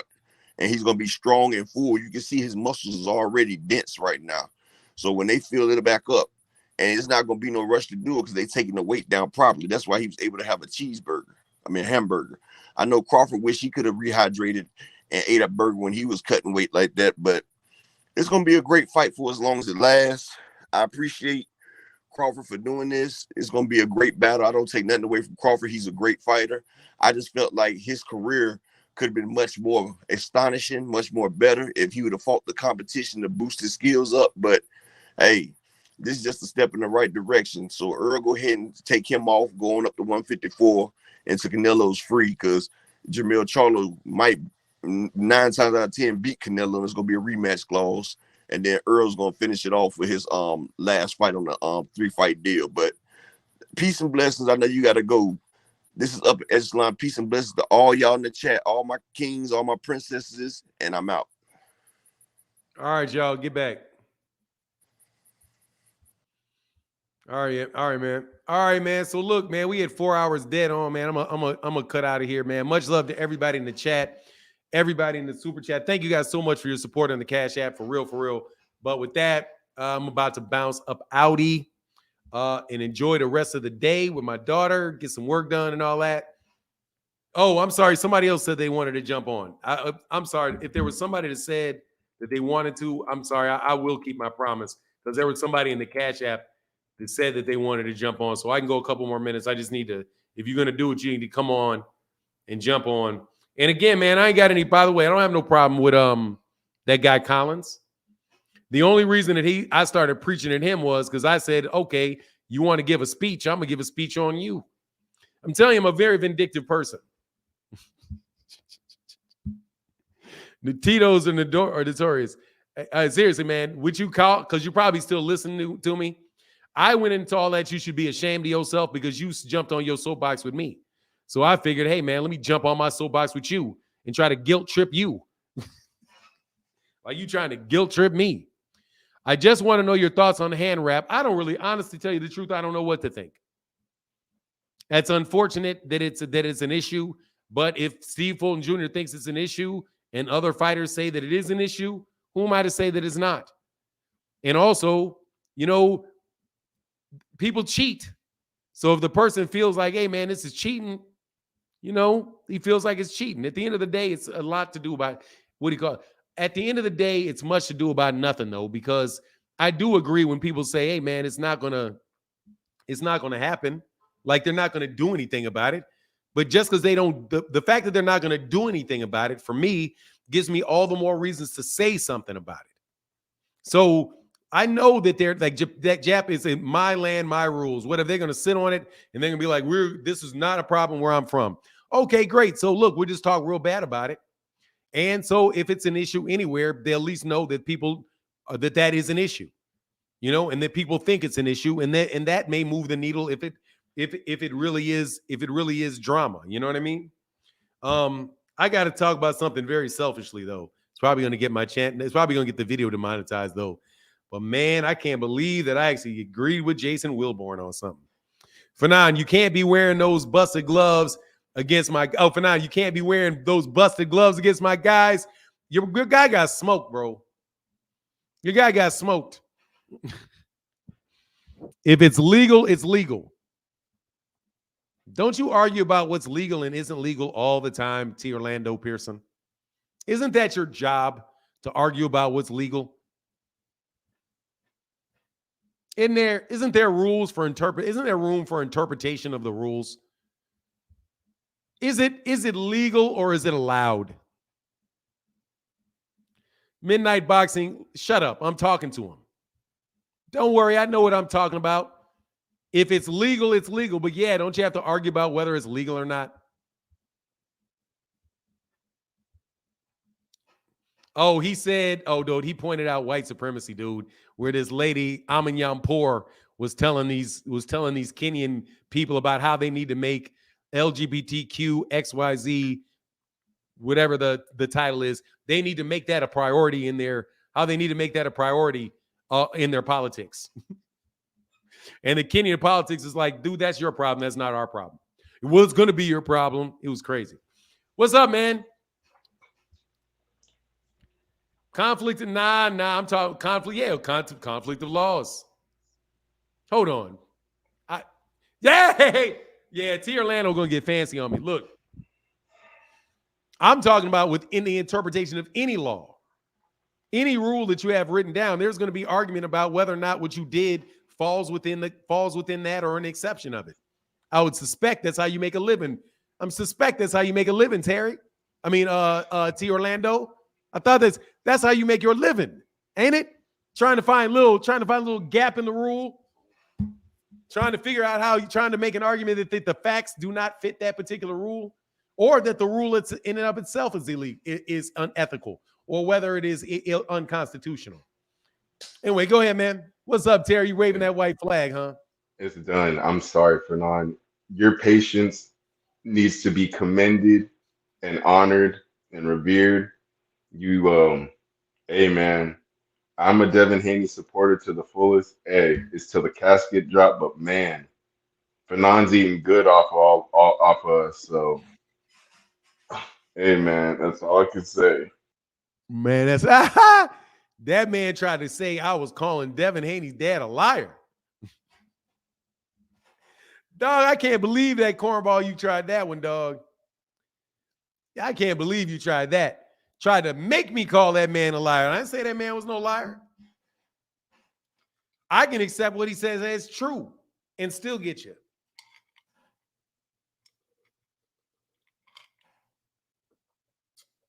Haney 316. It is, but I know, hey, but I don't know, no joke. I kind of I know what you're saying, T. Orlando. I know what you're talking about, T. Orlando, and I'm definitely staying away from you with too many arguments. You know what I mean? Until one understands the system of supremacy, anything and everything else will confuse you. What it is and how it works. Excuse me. Oh, get your ass out of here. Oh, you're out of here, bro. Get your ass out of here. Banned for life. Get your ass out of here, Midnight Boxing. Get your ass out of here. If I ever, hey, King, you are not welcome on the channel anymore. Do not come back. I am going to kick you out every single solitary time I see you. You have now 100% not welcome on this channel. Let me tell you, of all the things that you've said in your life, you have now, to me, you have now 100% shown your true colors. You have 100% showed your true colors right there. Do not ever come back. You are not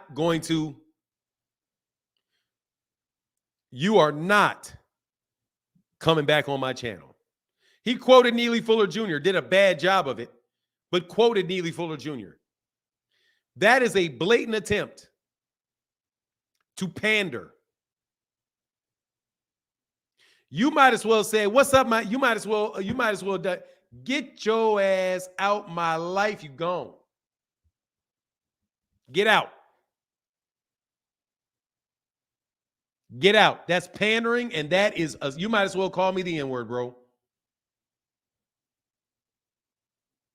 Sorry, man. Wrong step. You stepped on the wrong blade of grass, bro. You stepped on the wrong blade of grass. If somebody impersonated you and stepped on that blade of grass, they set the right trap for you. I'm not even going to explain what he said. But what he said was, until you understand supremacy, what it is and how it works, everything else you think you understand will only confuse you.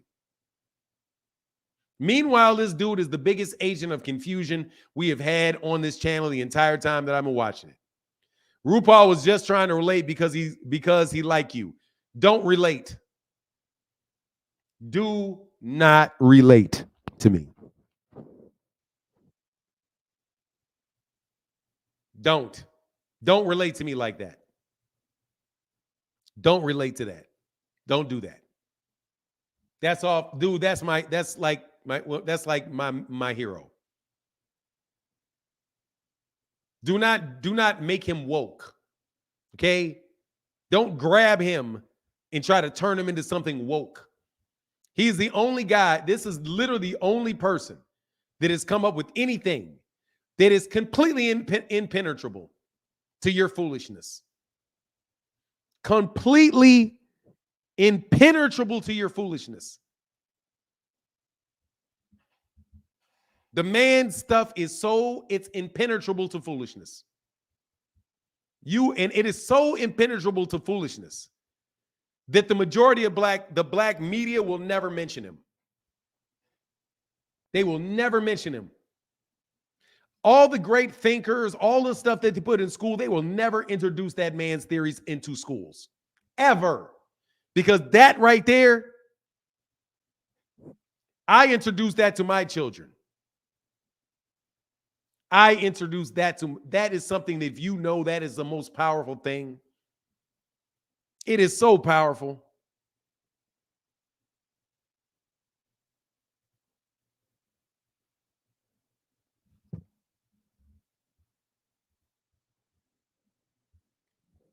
Banning you.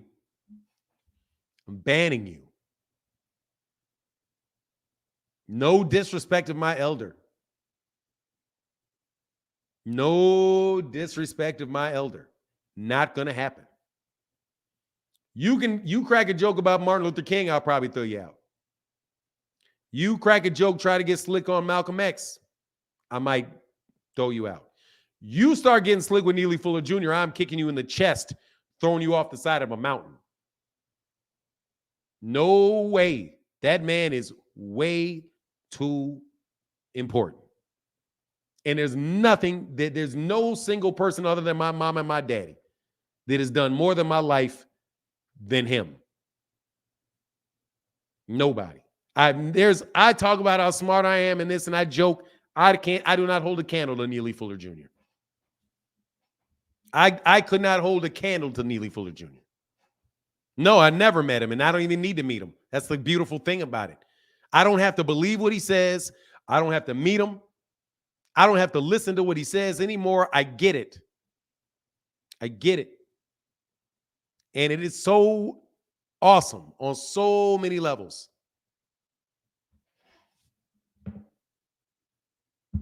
That you have to get out of my face if you disrespect that man just off that. And I mean it. Nah, I'm going to honor that man. Like, that man, I bow before thee. What a brilliant man. More brilliant than any other person that talks about these subjects that I've ever heard. Everybody's a cheap imitation compared to that man, in my opinion. Military man, too. Not college educated. He's a military man. Yep.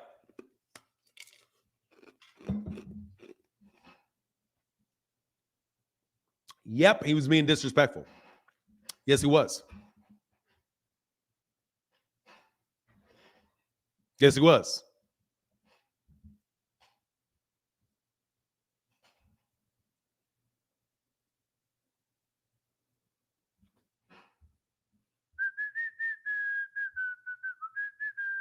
But look, I got to get out of here. Much love to everybody in the chat, everybody in the super chat. And with that, I'm out. Deuces. Nah, seriously, that man is... Hey, I'll take a second to talk about him. Nah, don't show love. Just no. Going over there. Don't show love. Going over there. Anybody that comes under the same and a name multiple times. I'll tell you what it is about T. Orlando. Watch this. For somebody, if you understand what Neely Fuller Jr. teaches about confusion, that confusion is the goal, that it's the number one tool to keep people from understanding where they are and what they're doing. To have a person that comes under multiple names, never shows their face, right? Troll says one thing and doesn't say another. He's literally exactly what? So you try to then use something that I think is valuable. You don't even state it correctly and try to use it as a way to endear yourself with me. You're an agent of confusion. And above all things, get ye understanding. Somebody that is from the Bible, let me know. Somebody that knows the Bible, let me know. Does it say or that or not? Above all things, get ye understanding. Above all things, get ye understanding. For God is the way, the truth, and the light. What is the opposite of understanding? Confusion. Above all things, get ye understanding. And this man says at all costs, eliminate confusion. If you have to define words for yourself, get a word that fits that situation for yourself. If you have to write your own dictionary, get a meaning for the words you use. That is why this is one of the main reasons when people get on this channel, and if you say you give me a definition, you give me a word, we're going to talk about the definition of that word. When you say duck, what do you mean duck?